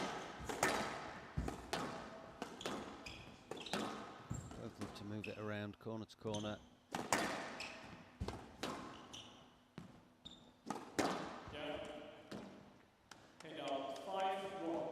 Well, possibly even more so for Kwan Lau. Tandon still likes to have a little bit of structure with the good lines into the back. How casual was he there? Just sliced that ball across the diagonal into the neck. Pretty significant lead already. I actually remember James playing Kwan Lau quite a few years ago before I really knew who he was, and I remember him coming off and saying that was really that was really uncomfortable. Said it felt at times, it felt a little bit like the feeling that you get playing against Rami Ashore. Just wasn't quite sure what was going to happen next, and playing at such a fast pace.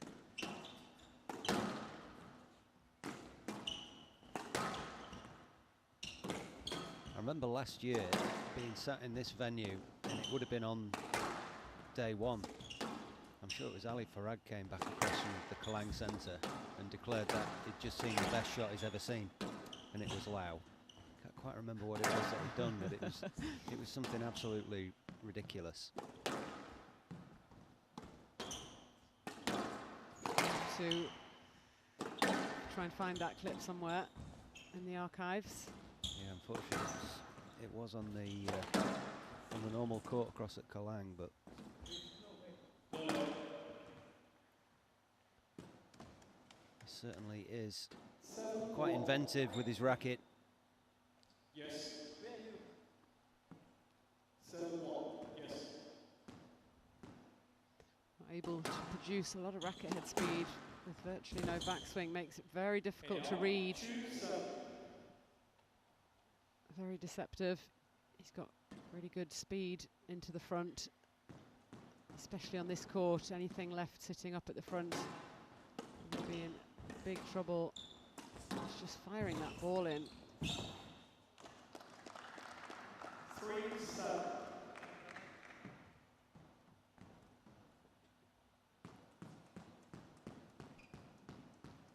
Tandon just looked like he wasn't quite ready for this, for those quick movements into the front. Maybe hoping just to settle in a little bit more.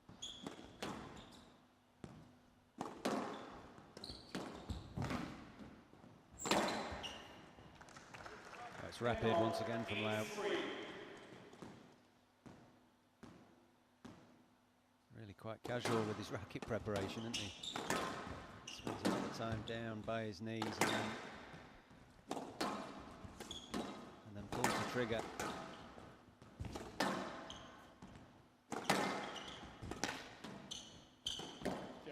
Oh, you had him hook, line and sinker there.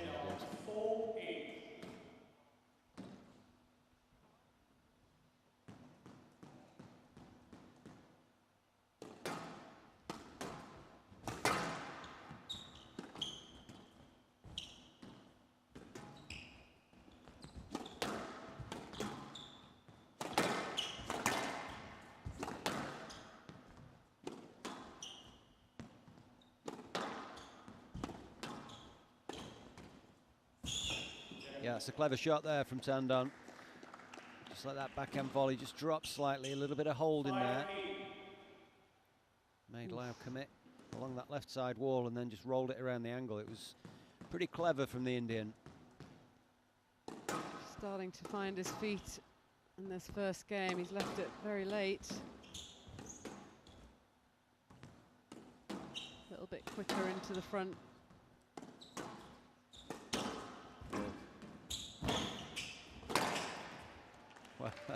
It was a lovely counter drop. Both players sending some nice stuff into the front left corner.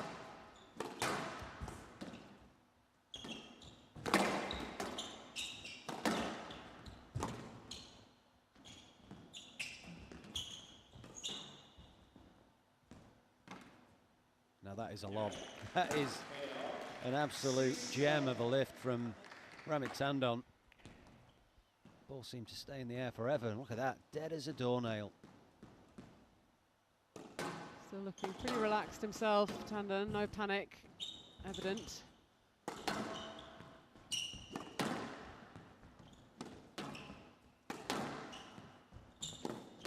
Experienced enough to know that you can sometimes just come up against someone that gets a great start. Certainly won't be giving the game away yet, but looking to certainly have the momentum at least.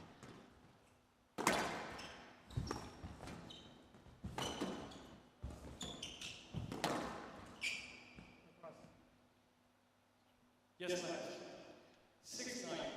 Right. I was going to say, he looked like he was thinking of reviewing.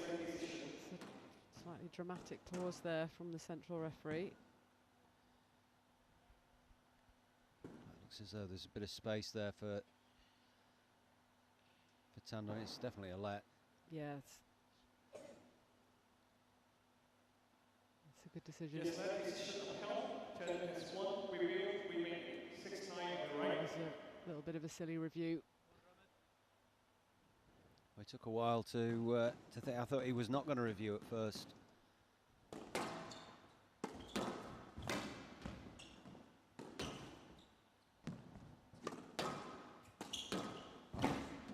Lovely work down the backhand from Lau. From both players. Drops in.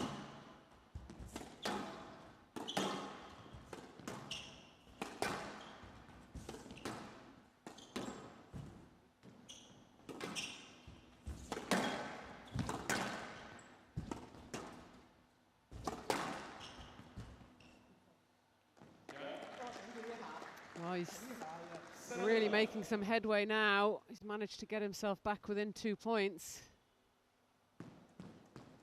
Is it 7-1?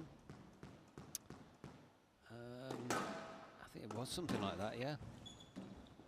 Yeah, it was a huge lead.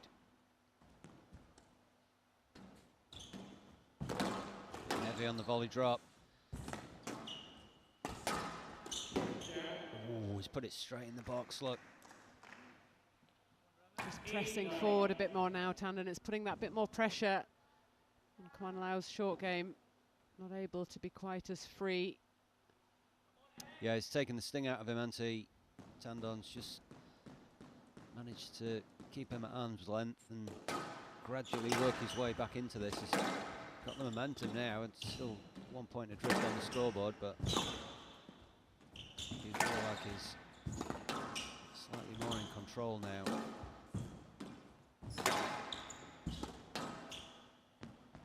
Just expecting that ball to go in short now. He's able to get on it and reverse the pressure.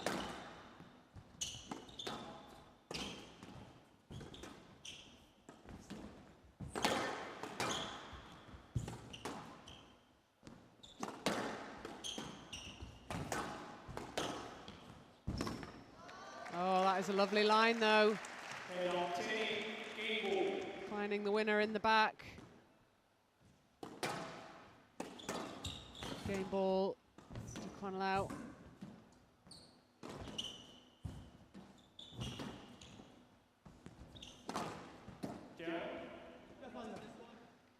Head up. 9-10. Game ball.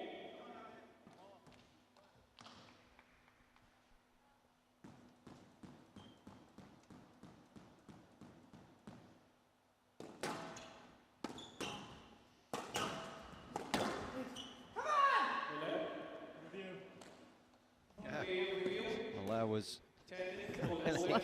slightly overexcited. It's not the best shot. There's a lot of life left in that ball. It's That's bounced right back into the service box.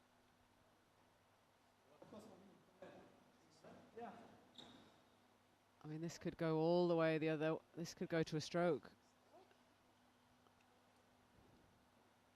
Well, he's a little bit lucky there. Yes, Kwan Lau. 10-1 review. 9-10 game ball. The big shout, not fooling the referee. 9-10. Not fooling the central referee anyway. The video referee, I mean. Oh, he's gone straight in. Clever, really, after the stoppage time.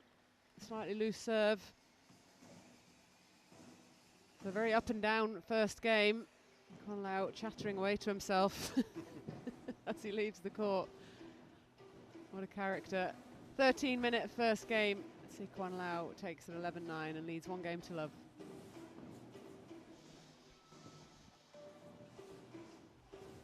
Well, as we expected, it was a highly entertaining opening game between these two.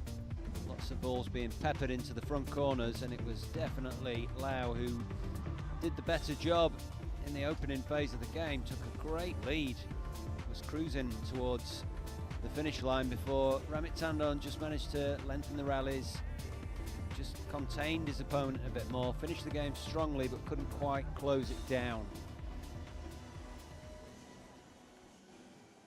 I would have my forehand. Noor Sherbini's backhand. I would keep that for sure. Probably I would take Noor Sherbini's tactics as well. I don't want to keep saying Sherbini. I've said Sherbini in all answers. Receptive. I think Noor Tayyip probably. Probably Iranian as well. Yeah, I would definitely say Laura's mentality probably.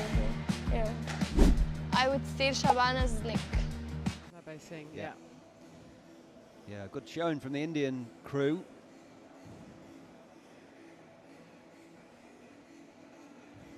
Another good win for him this morning against Leandro Remiglio. That is a good win.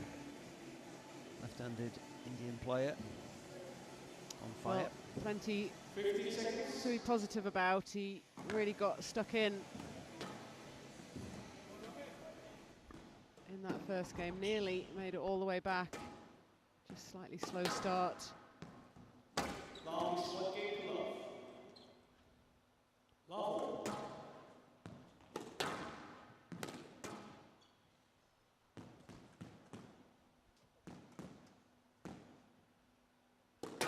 Now kicking off this second game.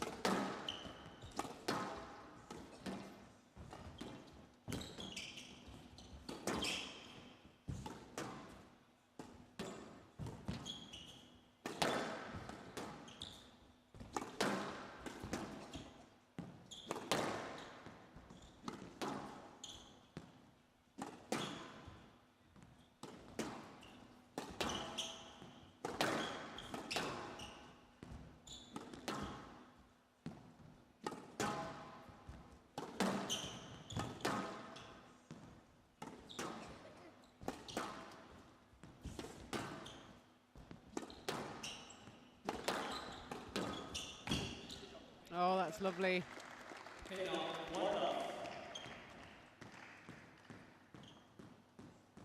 Very skillful.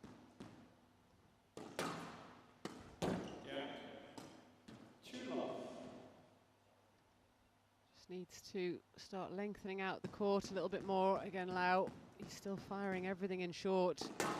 Tandon's right there.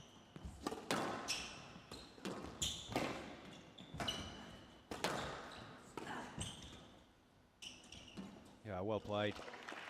Well played. Tandon scraping everything back that Lau's throwing at him.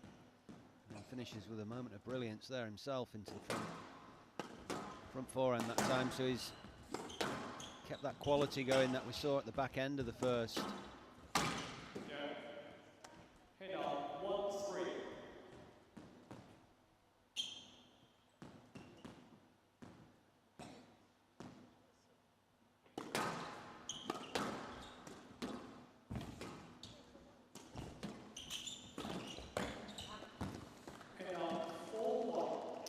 Skill there. Very sharp into that front backhand corner. He's rolling it around the angles with a bit of cut. Again, the ill-advised ball in short from Kwan Lau. It becomes almost predictable. He runs adjusted his tee position, and actually the space opens up in the back more than in the front.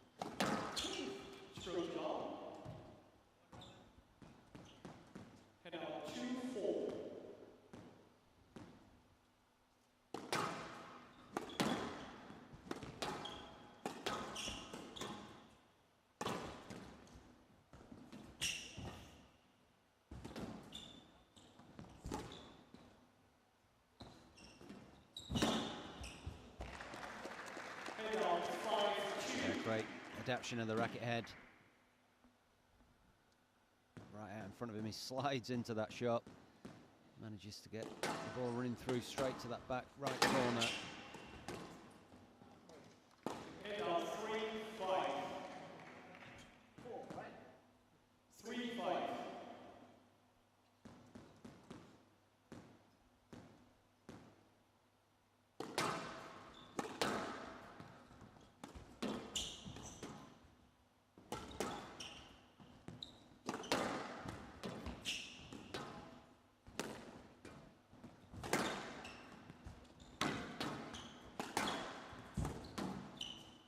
Whoa, just stayed in. Well, he's continuing with the same tactic. I mean, he rarely plays more than 2 or 3 shots into the back in a row. That's right, yeah. That's a nice fading drop shot.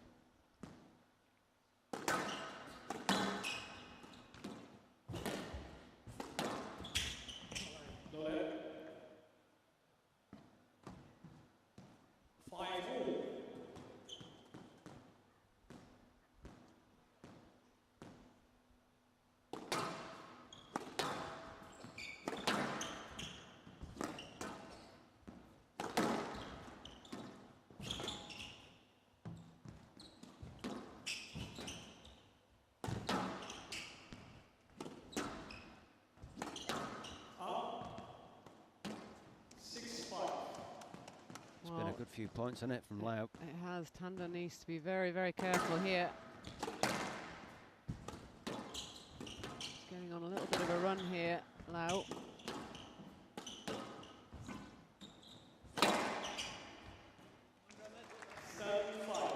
Yeah, stepped up a notch. Some of that straight work down the backhand wall, really good. And then just zinging that ball through underneath the wingspan of Tandon.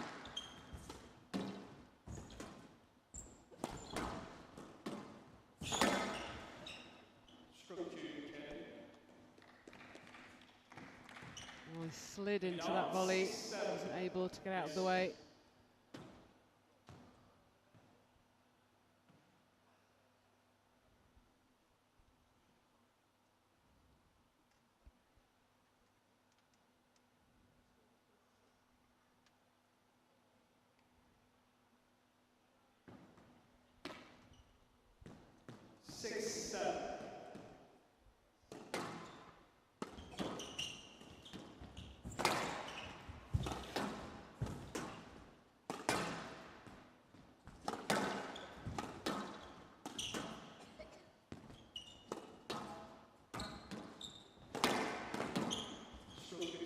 It's unlucky.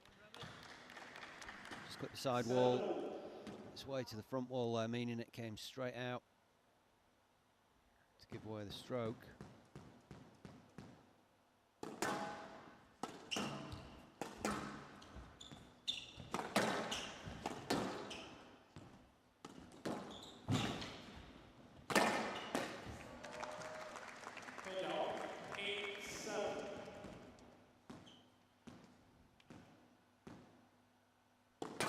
Well, these are huge points now because if Lau can find a way here, which is showing every chance of doing.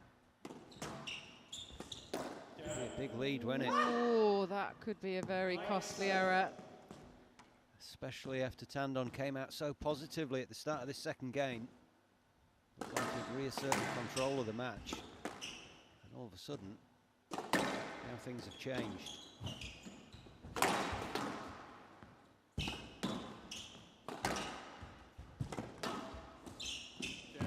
Completely mistimed that.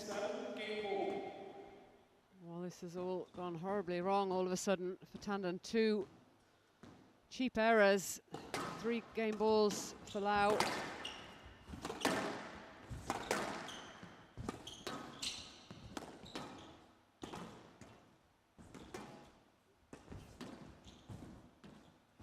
Lovely touch.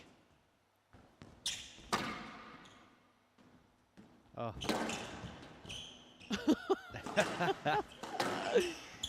Oh dear. What a rally. Oh. He's going to get it. Was that in the side wall? Well, why wouldn't you? Oh, I think that might have gone out on the side wall. Well, the corkscrew was just about the only shot that we didn't see in the rally so far. What are we going to get here? So casual still. Pure entertainment, this.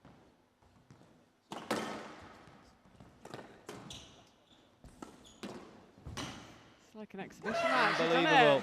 it? Huge shout from Lau. Incredibly entertaining last rally. Every shot in the book.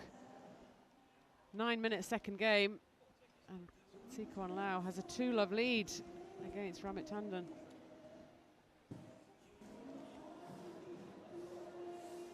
Well, I tell you what, it's been entertaining so far, but let's just have a look at this last rally of the game. I mean, it had just about everything twisting and turning. It almost looked like a couple of players who had played for the first time at times, didn't it? With some of the movements, but the corkscrew goes up. Ridiculous shots have to deal with that. And there's another lift from Lau. Fantastic. Quite find the nick on that one. The rally goes on.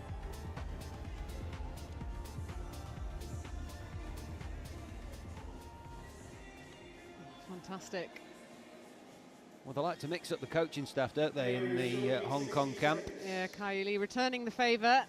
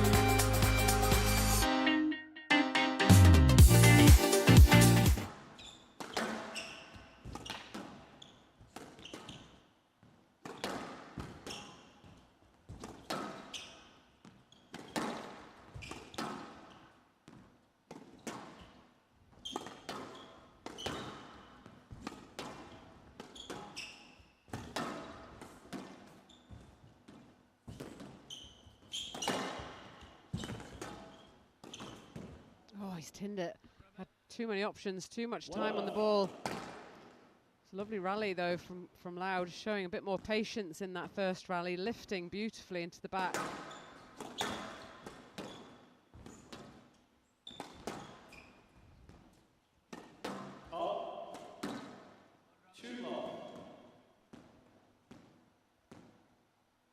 Well, needs a response right now, Tandon. To come out and hit a couple of pretty average mistakes already in the first 2 points here in the third. Lau's having a field day with the lobs. I love those attacking lobs in really good positions.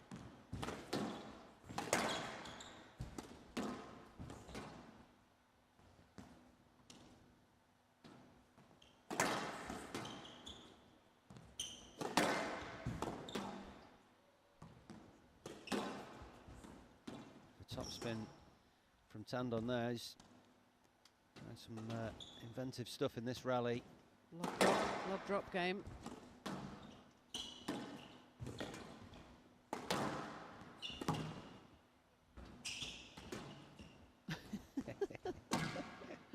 It is like an exhibition match, isn't it? It's a winning lob. Not just a defensive shot. Oh, what a start for Lau in this third game. He's signalling for a scoop there. 3-0.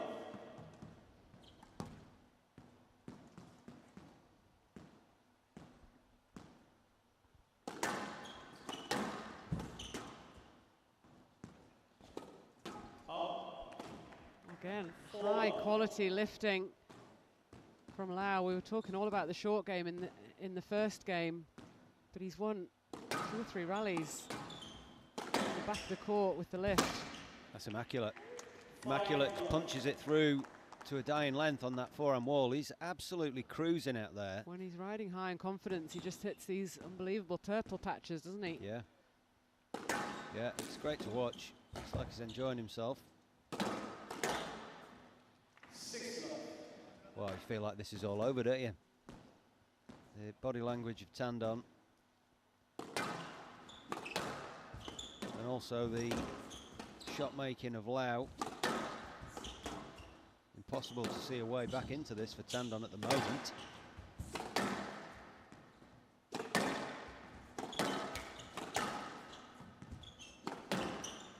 Oh, it's got to be now or never, surely. Tandon.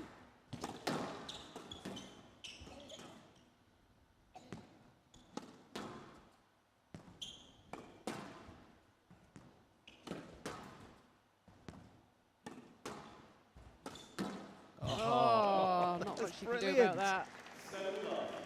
Absolutely brilliant. He's got that space on the scoreboard now to sort of go for broke, and he's more than capable of putting a string of winners together. Well, it's just the freedom in the hands of Lau. He's allowing him to carve that ball into every little crevice on the court. 4-8 love.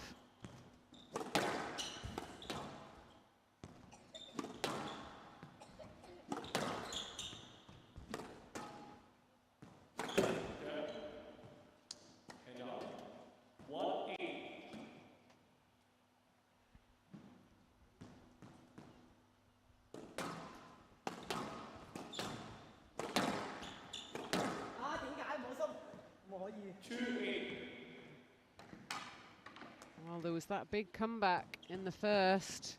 He nearly gave away a similar lead.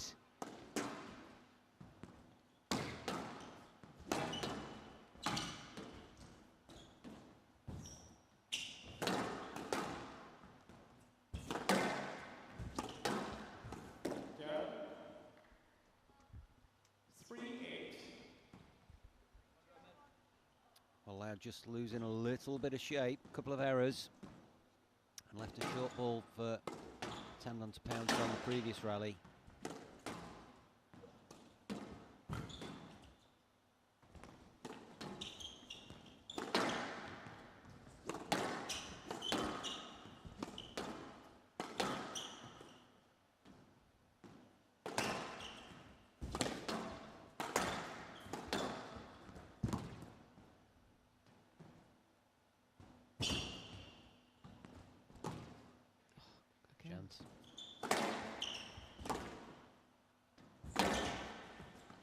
Oh, fantastic. The volley off the back wall post. That takes some seriously immaculate timing to do that. 2 points away now. Tandon's gone. 7 match balls. Big scalp for Lau, this. Huge. I'd imagined every possible outcome except this one.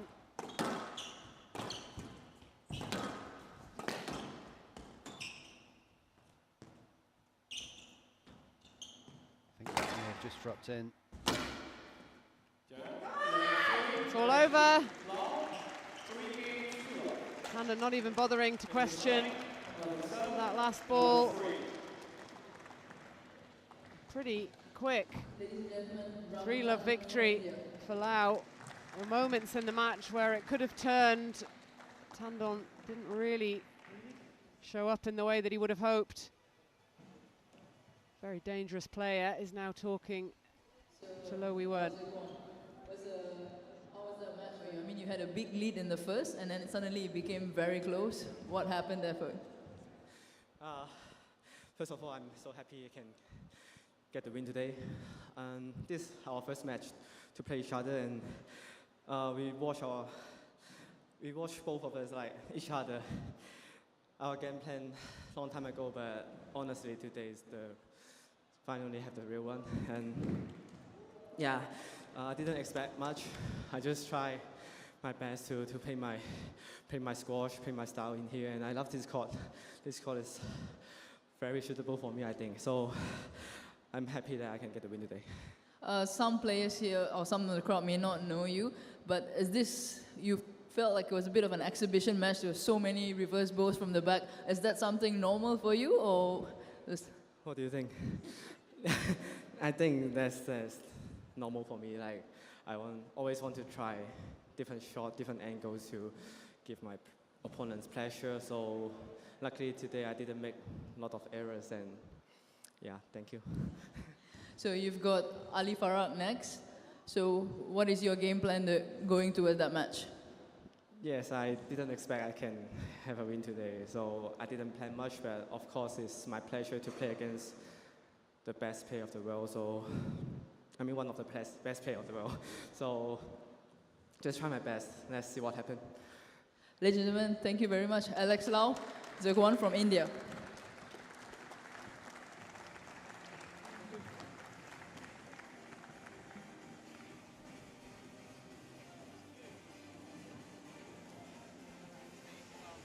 Well, he's loved every second of his time on the court out there, including the interview with Lau Post-match.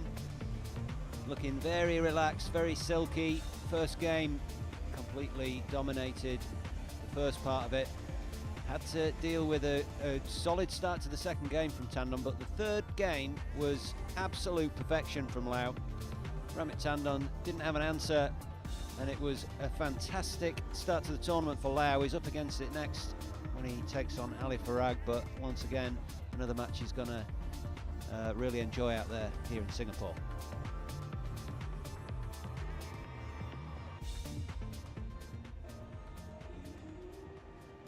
Well, the next match on court in 5 minutes' time, Jerome or the last wild card in this first round from Singapore up against Egypt's Omar Mosaad. 5 minutes.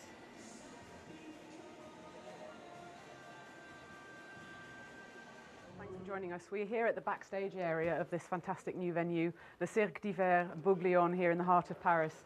You're going to take us through those last moments before you take to the court. It's quite a unique sort of route up to the court. But at this point, you haven't sort of been given the nod to go up there. What's sort of going through your mind? You finished your warm-up. It's nearly match time. Are you nervous? Are you excited? Almost a bit relieved to be finally getting on court? 100%. The nerves will definitely be starting to kick in now, and you know, I probably will take my headphones off and try and get a good sense for the environment that I'm in. I like to try and take in my surroundings, take in the noise of the crowd, and stay quite present in the moment. So definitely take my headphones off, sort of start to hear the crowd, hear the energy that's out there. I do a lot of breathing techniques to try and get rid of the nerves or control the nerves. Obviously nerves are good if they're controlled, so I've got a few breathing techniques that I'll start to do, and yeah, like I said, just take in the surroundings as much as possible. Well, talking about those surroundings, it's a very unusual route to the court that we're taking. I mean, we're in a building that's over 170 years old. It's a live circus. It's still used as a circus, so you can imagine lots of performers over the year have spent time in these corridors. This week, we're borrowing this fantastic building. So we're getting quite close to the court now. You can probably start to hear the buzz of the spectators. What's sort of going through your mind at this point? Are you taking in the surroundings, or are you very much sort of blinkers on focused? No, 100%. Most of my physical warm-up's done now. Obviously, like you said, we're in someone's house, so the room's not very easy to do some fast movements. So I'm really focusing on the crowd and the energy, trying to stay present, get used to the environment that I'm about to walk into, and that will help me deal with my nerves. If I'm, you know, sort of present and ready for the noise of the crowd, then I feel a lot more calm when I get out there. So headphones off, I'll just be listening to everything I can hear in my surroundings, trying to pick up small little things for sure. Now, obviously, depending who you're playing against, you would often be second onto court. So your opponent has already gone out, you've heard their name be announced by the MC, and this is the last bit before you would actually enter the court. This is sort of butterflies in the tummy moment, isn't it? Yeah, this is one of my favourite parts of the pre-match, the warm-up, whatever you like to call it. Like, you can really hear the MC calling your name, you can hear the crowd clapping, and you got your curtains hiding you, so that moment when you walk through the curtains is, you know, when your energy's really spiked the most. And we're about to put on a show, you know, you see the crowd, everyone there. So this is really my favourite part. It's just that few seconds before you go out on court, you know, a couple of big deep breaths to get me settled and ready and excited. And that's, like I said, is my favourite part. It's when my energy's at the most, and I'm really excited to go out there. Fantastic. Well, thank you so much for giving us a little glimpse into those last private moments of the players. Good luck in your quarterfinal tonight. Make sure you don't fall down those stairs. Here's everything you need to know to play squash. You'll need a pair of non-marking court shoes, a ball, and most importantly, a racket. The layout of the squash court is simple.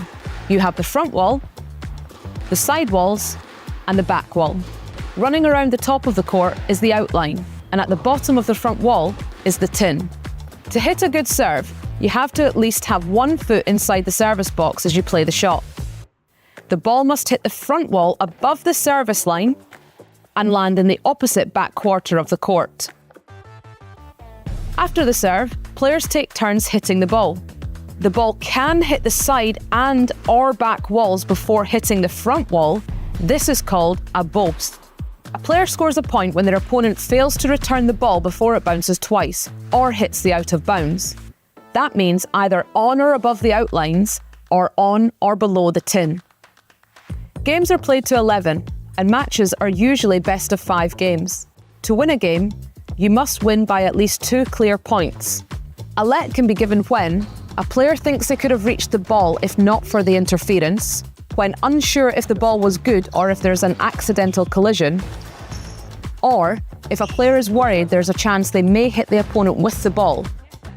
A stroke is awarded if a player obstructs their opponent's direct path to the ball, if a player doesn't make sufficient effort to clear the way after their shot, or a player is blocked from playing a winning shot. Finally, here's 3 top tips to help you elevate your game. First of all, get back to this area called the tee after every shot. The second is to get the ball running along the side wall. And the final tactic is to hit the ball away from your opponent. The more work you can put in their legs, the quicker they'll get tired and the closer you'll be to victory.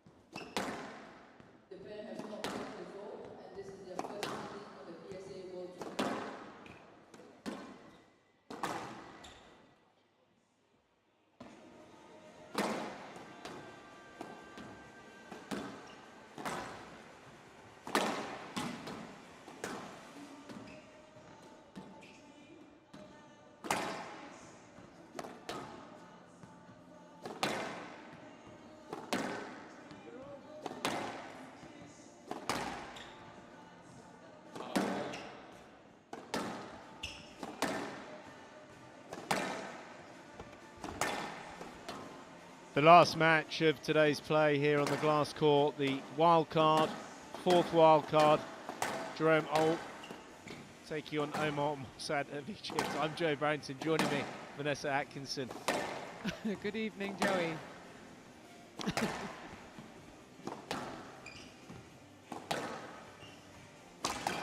Well, runner-up in the Singaporean National Championships to Kang.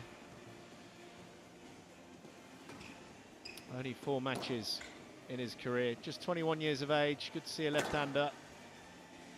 Some strong calves on him. Big opportunity for him against somebody that's incredibly big. And powerful. And very, very good. And very, very experienced. He is former world number 3 and finalist of the World Championships. Lost in that final to Gregory Gaultier back in 2015 in Seattle.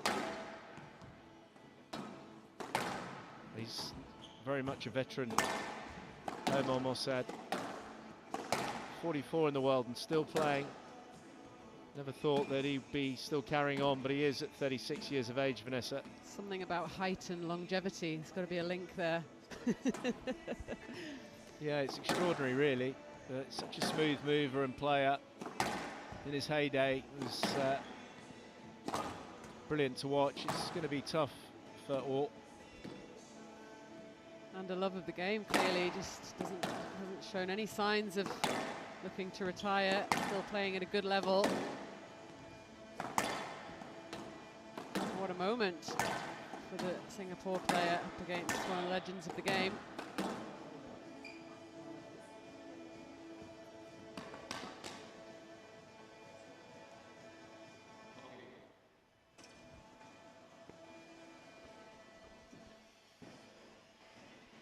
Bit of a David and Goliath. Showing you the extremes of squash. Even at 36 years of age, he's still 6'4", no sign of shrinking. There's the hammer, the gentle giant that he is.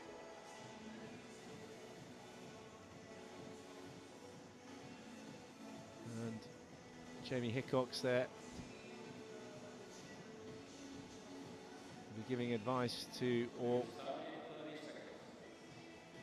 Looks like it's just having a sit down, really. Oh, there we go.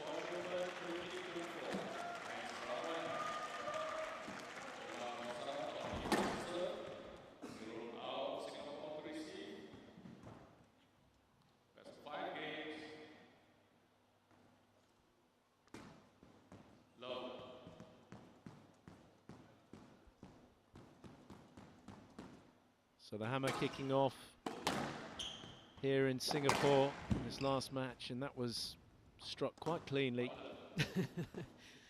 Yeah, that's never going to leave him, I don't think. He's maybe not able to move quite as well as he did in his heyday, but beautiful striker of the ball. Very good understanding of the court.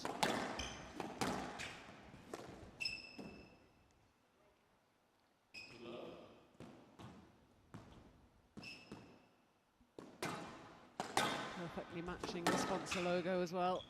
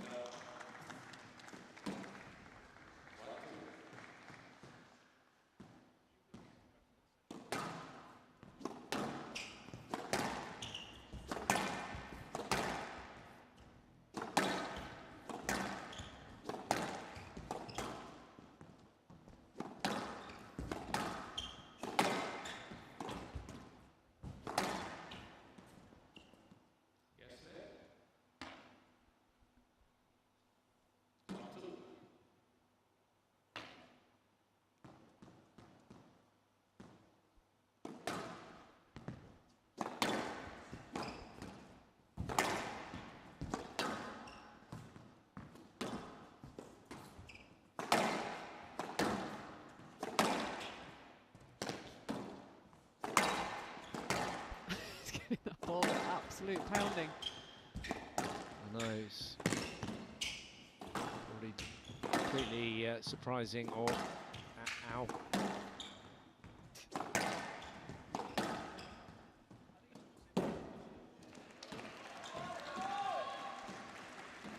It's obviously very popular here. Crowd getting behind him.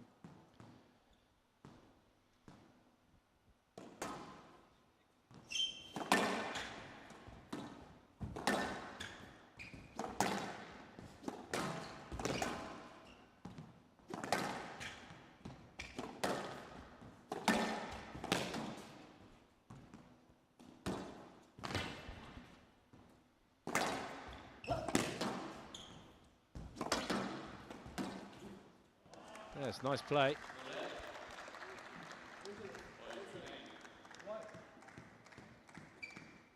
Yeah, ball's a bit heavier than he expected.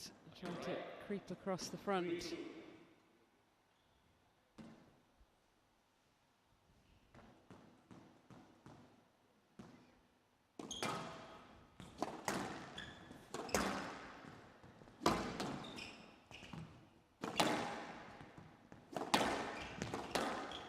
Good start here for Orr to settle the nerves. Yeah, he's definitely looking perky, which is good. Dealing with the work down the right-hand wall nicely. Mosaad, the kind of player that will give you a little bit of rhythm. Not sort of firing that ball straight into the front like we saw in that last match. Powerful hitter, but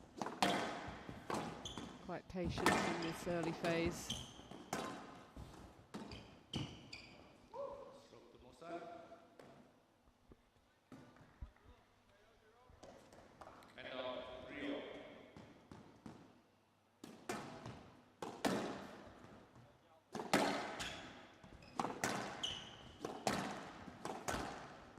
Quite orthodox with his shot selection, Mosaad, but just very accurate.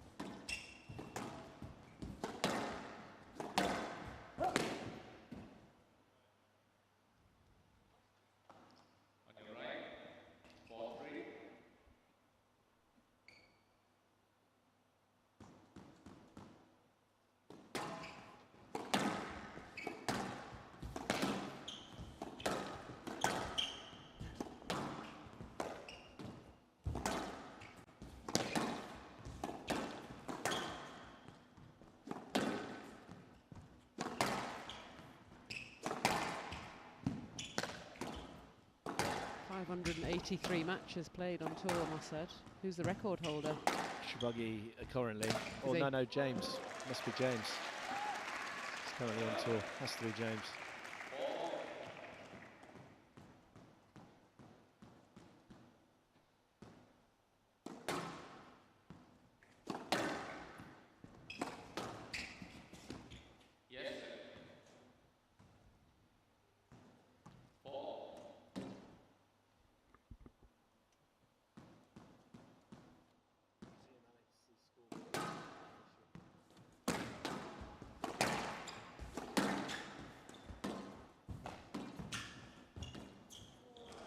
Tidy work there, and again a fist pump from Orr.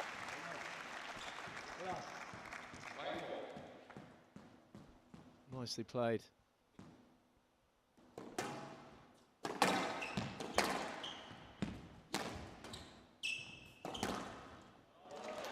And he's got a skip in his step.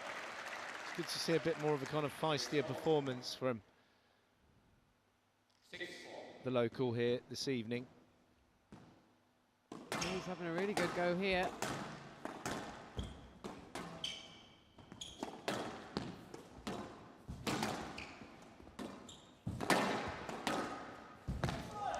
Really challenging the movements of Mosaad. Yeah, he's turned this around brilliantly out. It's racing ahead to 7-4.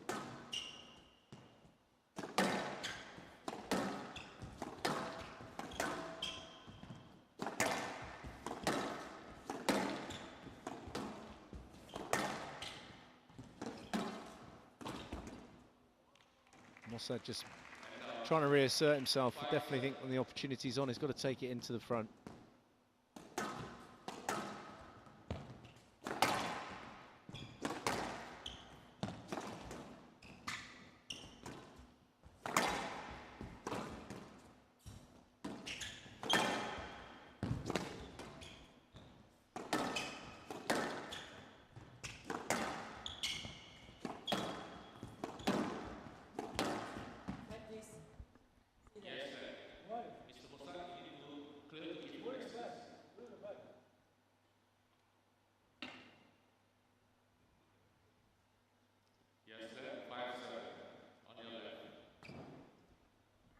can understand Mosaad questioning that one. It wasn't a massive amount of effort, and there wasn't really much interference.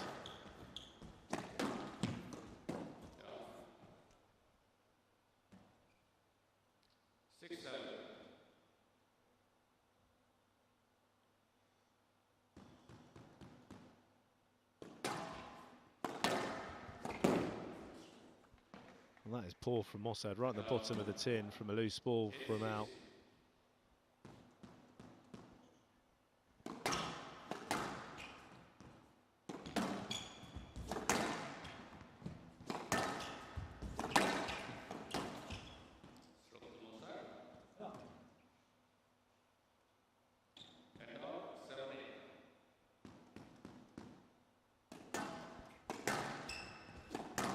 Struggling to hang on to this lead. Just 1 point clear now.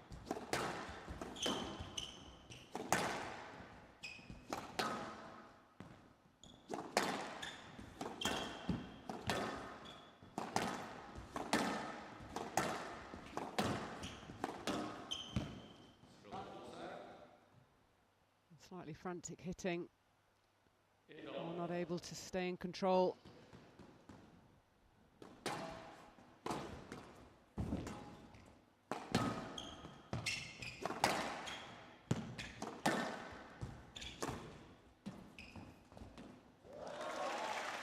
Yeah, that's been very successful for him when he can get onto that ball in the front early. He's quick, using that speed to take time away from his very tall opponent.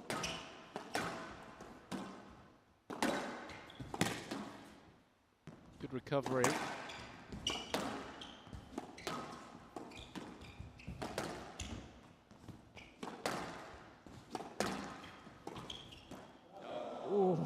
Wasn't far away, and I don't think Mosaad wanted to move up on that. Oh, this is nervy times. 9-all.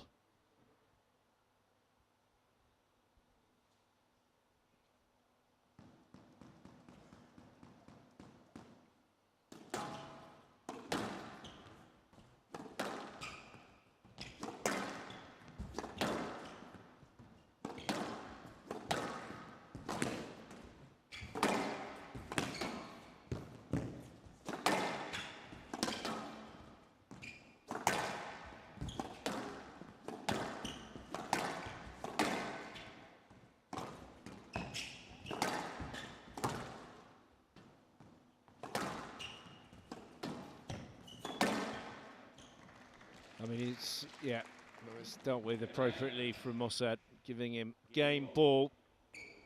Yeah, just the shutout, perfectly hit into the space.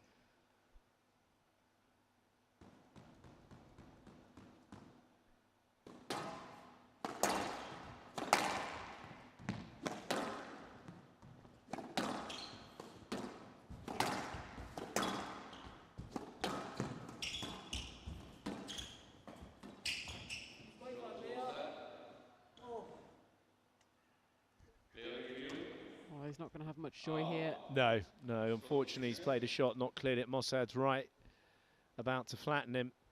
It's going to be upheld, you've got to say it there. There's no way he can play that one, Mosaad. It is confirmed. So Omar Mosaad, after some very fascinating squash, exciting squash from the local Lau, the experience and calmness of the hammer, managing to see him off 11-9. He leads 1 game to love.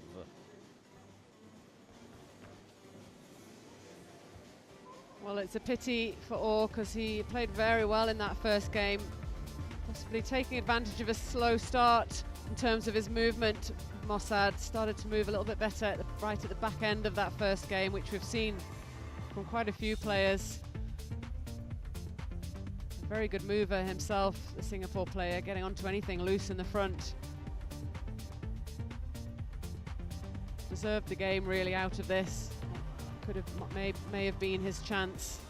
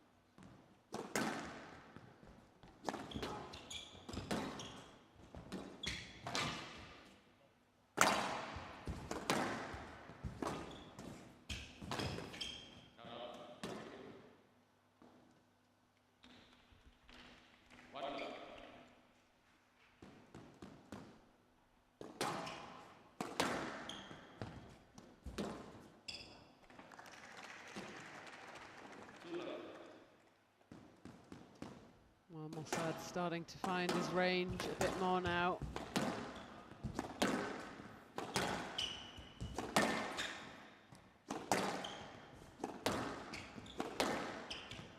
Moving better as well.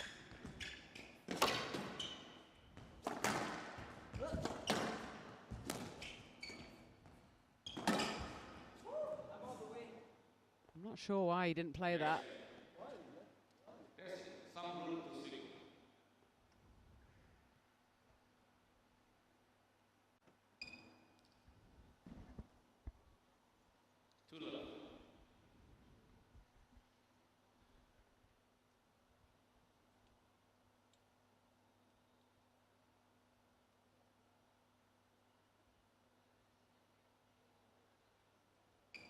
So quiet in the auditorium.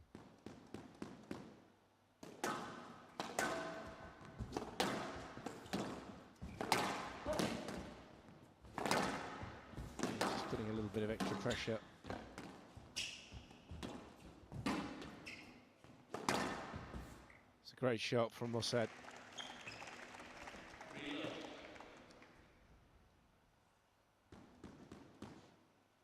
Perfect angle, hardly any bounce on it.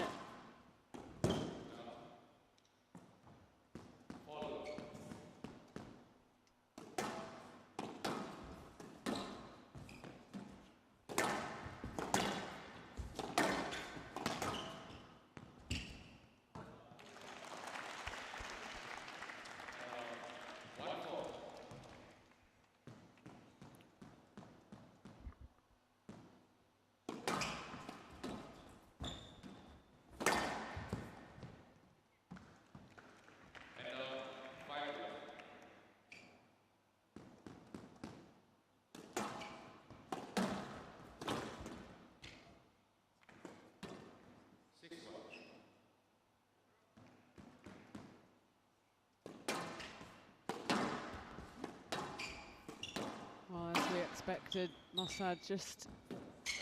Oh, it's a big miss, that one. Shifting gears now, isn't he, the hammer? Yeah, he's can't serve quick enough. Approaching the back end of the second, 7-1 up with that 1-game-to-love lead. Yeah, that mini scare in the first game has just sharpened him up with his hitting and his movement.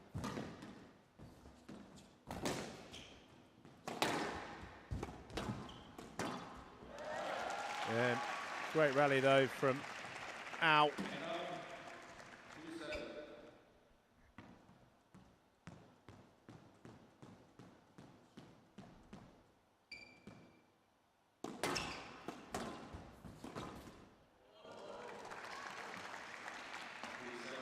Again, the success with the counter-attack.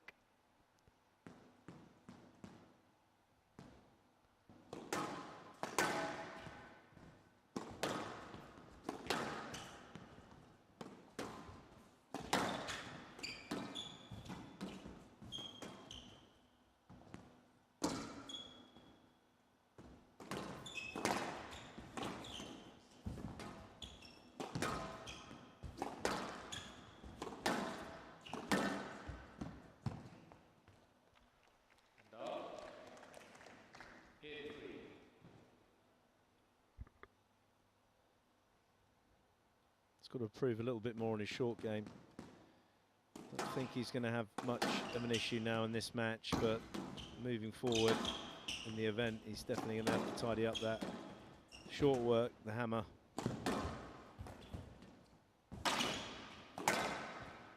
Making that court a very big place for Lau.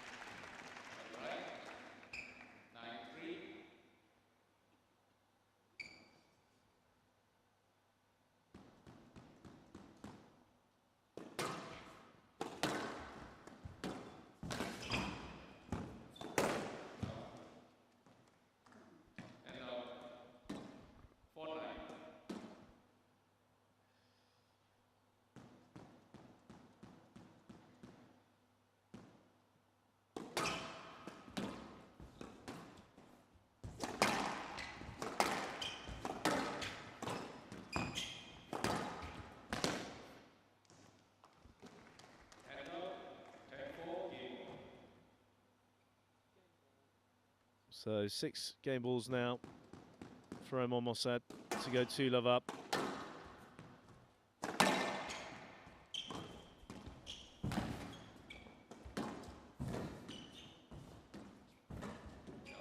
Lovely exchange from Al. He's got some nice hands on him when he's got a balanced movement. Again, when he's able to get onto those balls in the front, you can see how difficult those movements are for Mosaad. Not just because he's slightly older now, but just for a tall player in general, being taken really deep into those front corners.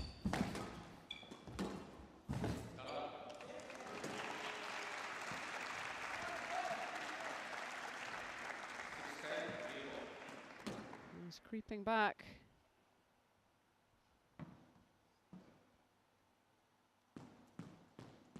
Winner of this will face Yusuf Ibrahim in a couple of days' time.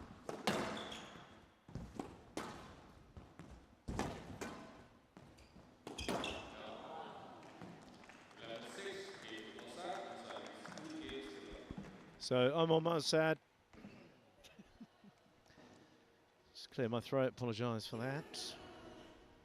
Walking tall with a very, very healthy 2-love lead in this round 1 encounter against the local Jerome Lau.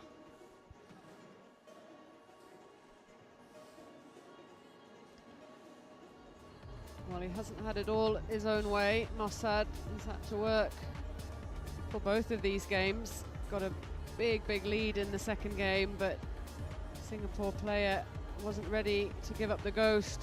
He's put on a very good performance here for the Singapore crowd. It's been good to see him really getting stuck in against Mosaad, but nevertheless, 2-love lead for the higher seeded player.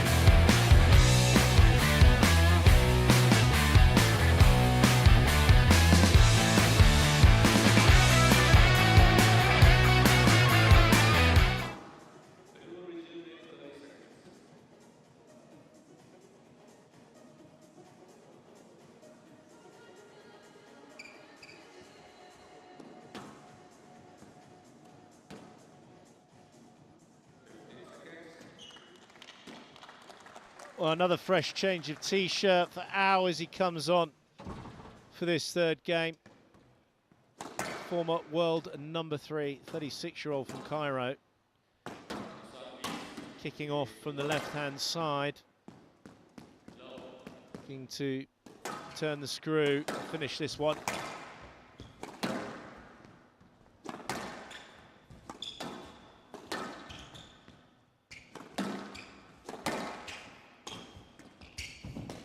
Nice bit of hold, just slightly waiting on that post and then whipping it through.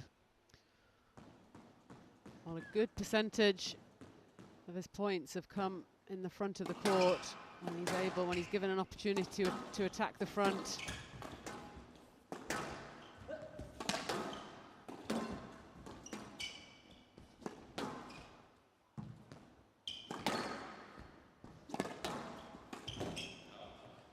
Just has to watch that error count.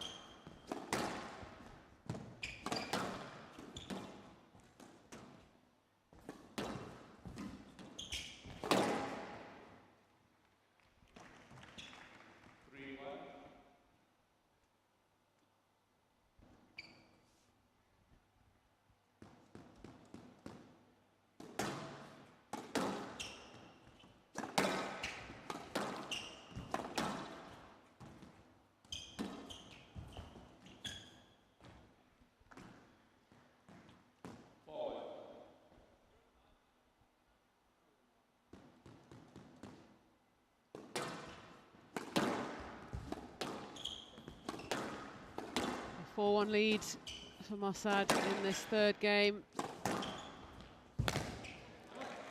Read the quick switch of direction there.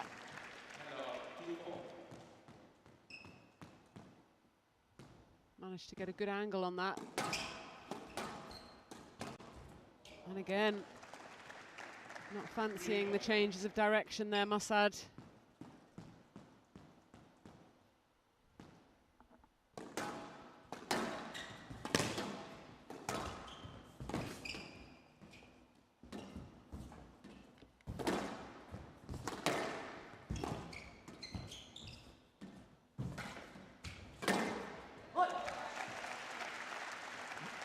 Again, I like to hear that from out. It's a bit of oomph, you know, getting stuck in. Not many players get an opportunity to play at a gold status event as a wild card, and you've got to make use of it, Vanessa. At times you can't help it if the levels are a little bit too far kind of askewed and that player doesn't really get a look in. We saw that a little bit earlier with some of the wild cards, but there's something about Al when he's got a bit of fire in him and still in the mix. Mosaad, though, will probably start to make the move as we hit the back end of this third.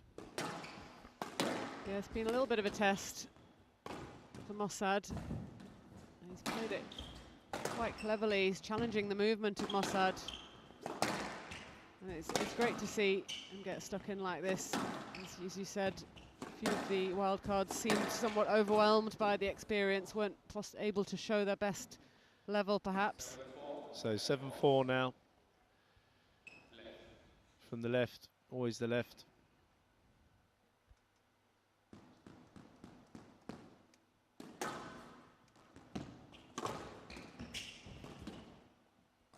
Yeah, that's better from Mosaad, getting up on that ball early, a bit more touch as the ball softens up slightly. This will be something, as I said earlier in the match, that he'll need to be on song with when he plays his round 2.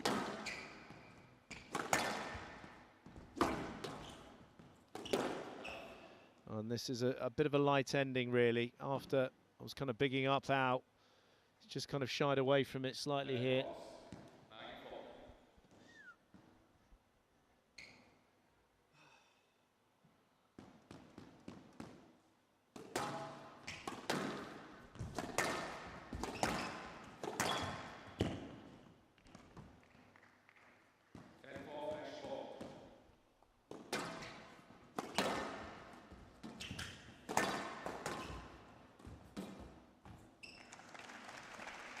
Well, one match ball saved, but a handful left for Mosaad.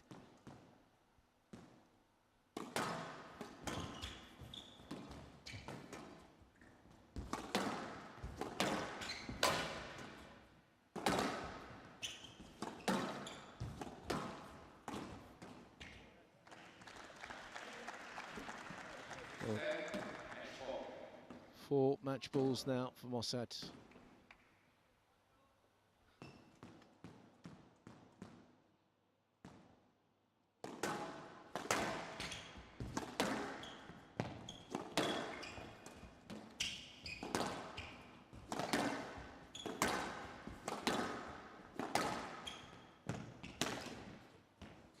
So the pressure from Mosaad, particularly down that right-hand wall. There's some decent accounts there from Al against somebody that's a former world number 3, former world championship finalist. 3 games to love for Mosaad in 29 minutes. We're going to hear from both players with Lau Post-match. A little bit how it's like playing, you know, someone of Omar's level and someone just slightly a bit taller than you. Well, he's definitely slightly tall, definitely way taller than me.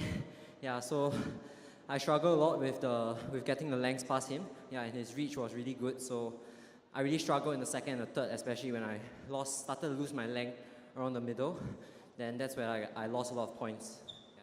You know, I mean, you've played a couple of PSA tournaments before, but not at this level. What's the biggest difference for you? I'll say the biggest difference is definitely their quality of shots and also the consistency. Like, they can just do a straight drive that really clings to the side wall like 100 over times consistently. Yeah, so I guess that's where the lower ranked players are lacking a lot. And also their finishing shots when they have a chance, it's, yeah, really puts you under a lot of pressure. And from what I understand, you have just finished national service and now you're playing full-time. So where do you see yourself in the next year or two? What do you intend to achieve? Well, for myself, I hope that I can get to a top 100 to 150 level in terms of playing standard in the next 1 to 2 years. And who knows, I may do even better than that. Yeah, so I just want to give you a shot. Last one, quick message to the fans who came out to watch you here today. I'll say thanks everyone, my family who's here, my uni friends, my national teammates. Yeah, all of them have seen me train really hard the past few months. So yeah, really thankful for them to come and watch my match. Ladies and gentlemen, Jerome Lau from Singapore.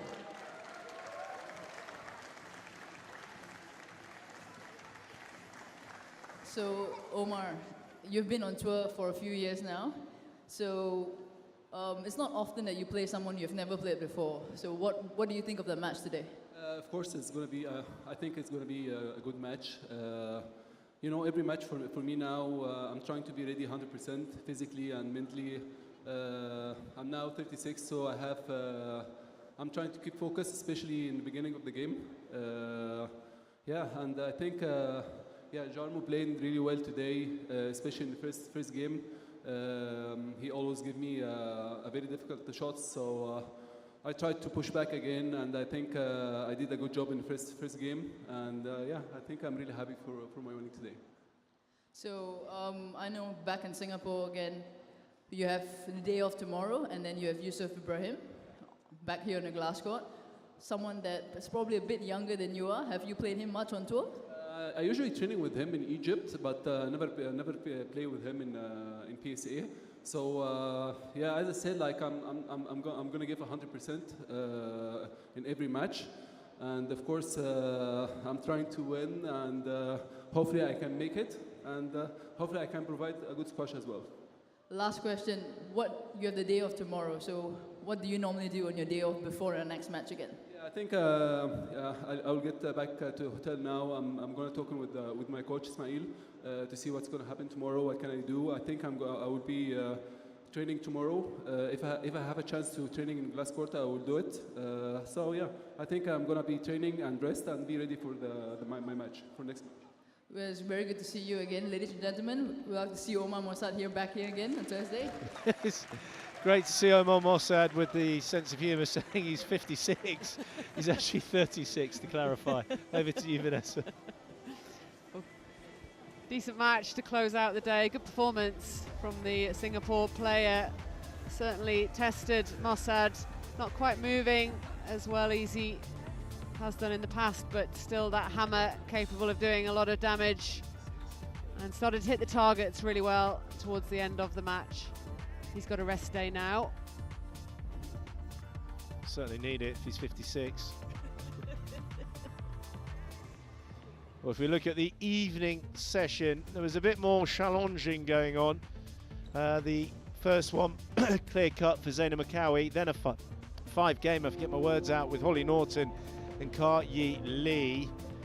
Lau was on fuego after his coaching duties in the previous match. 3-love victory for him, a good solid victory for Lau, and then Mosaad using all that experience to close out. You've just seen that one. And we look at the lineup coming up for you tomorrow. Of round 2 is split over 2 days. So an all-Egyptian encounter kicking off. As we go down, there's a good mix of European interest, and then more Egyptians to come, with Lau representing Hong Kong along with Tomato Ho. And then you've got Era Azman, who will be playing for Malaysia along with Yao. What really stands out for you? Yeah, I mean, certainly a couple of possibilities for longer matches than we've seen today. Those two middle ones, I think, looking forward to seeing if Curtis Malik can produce another good performance and test Victor Kwan, and then Katie Malaf Tomato. That could be really close, so plenty to look forward to tomorrow. Well, exciting times, and hopefully we'll get a nice undisturbed sleep, and we'll be back at 12 o'clock local time for the round 2 kickoff. Join us again from Singapore tomorrow.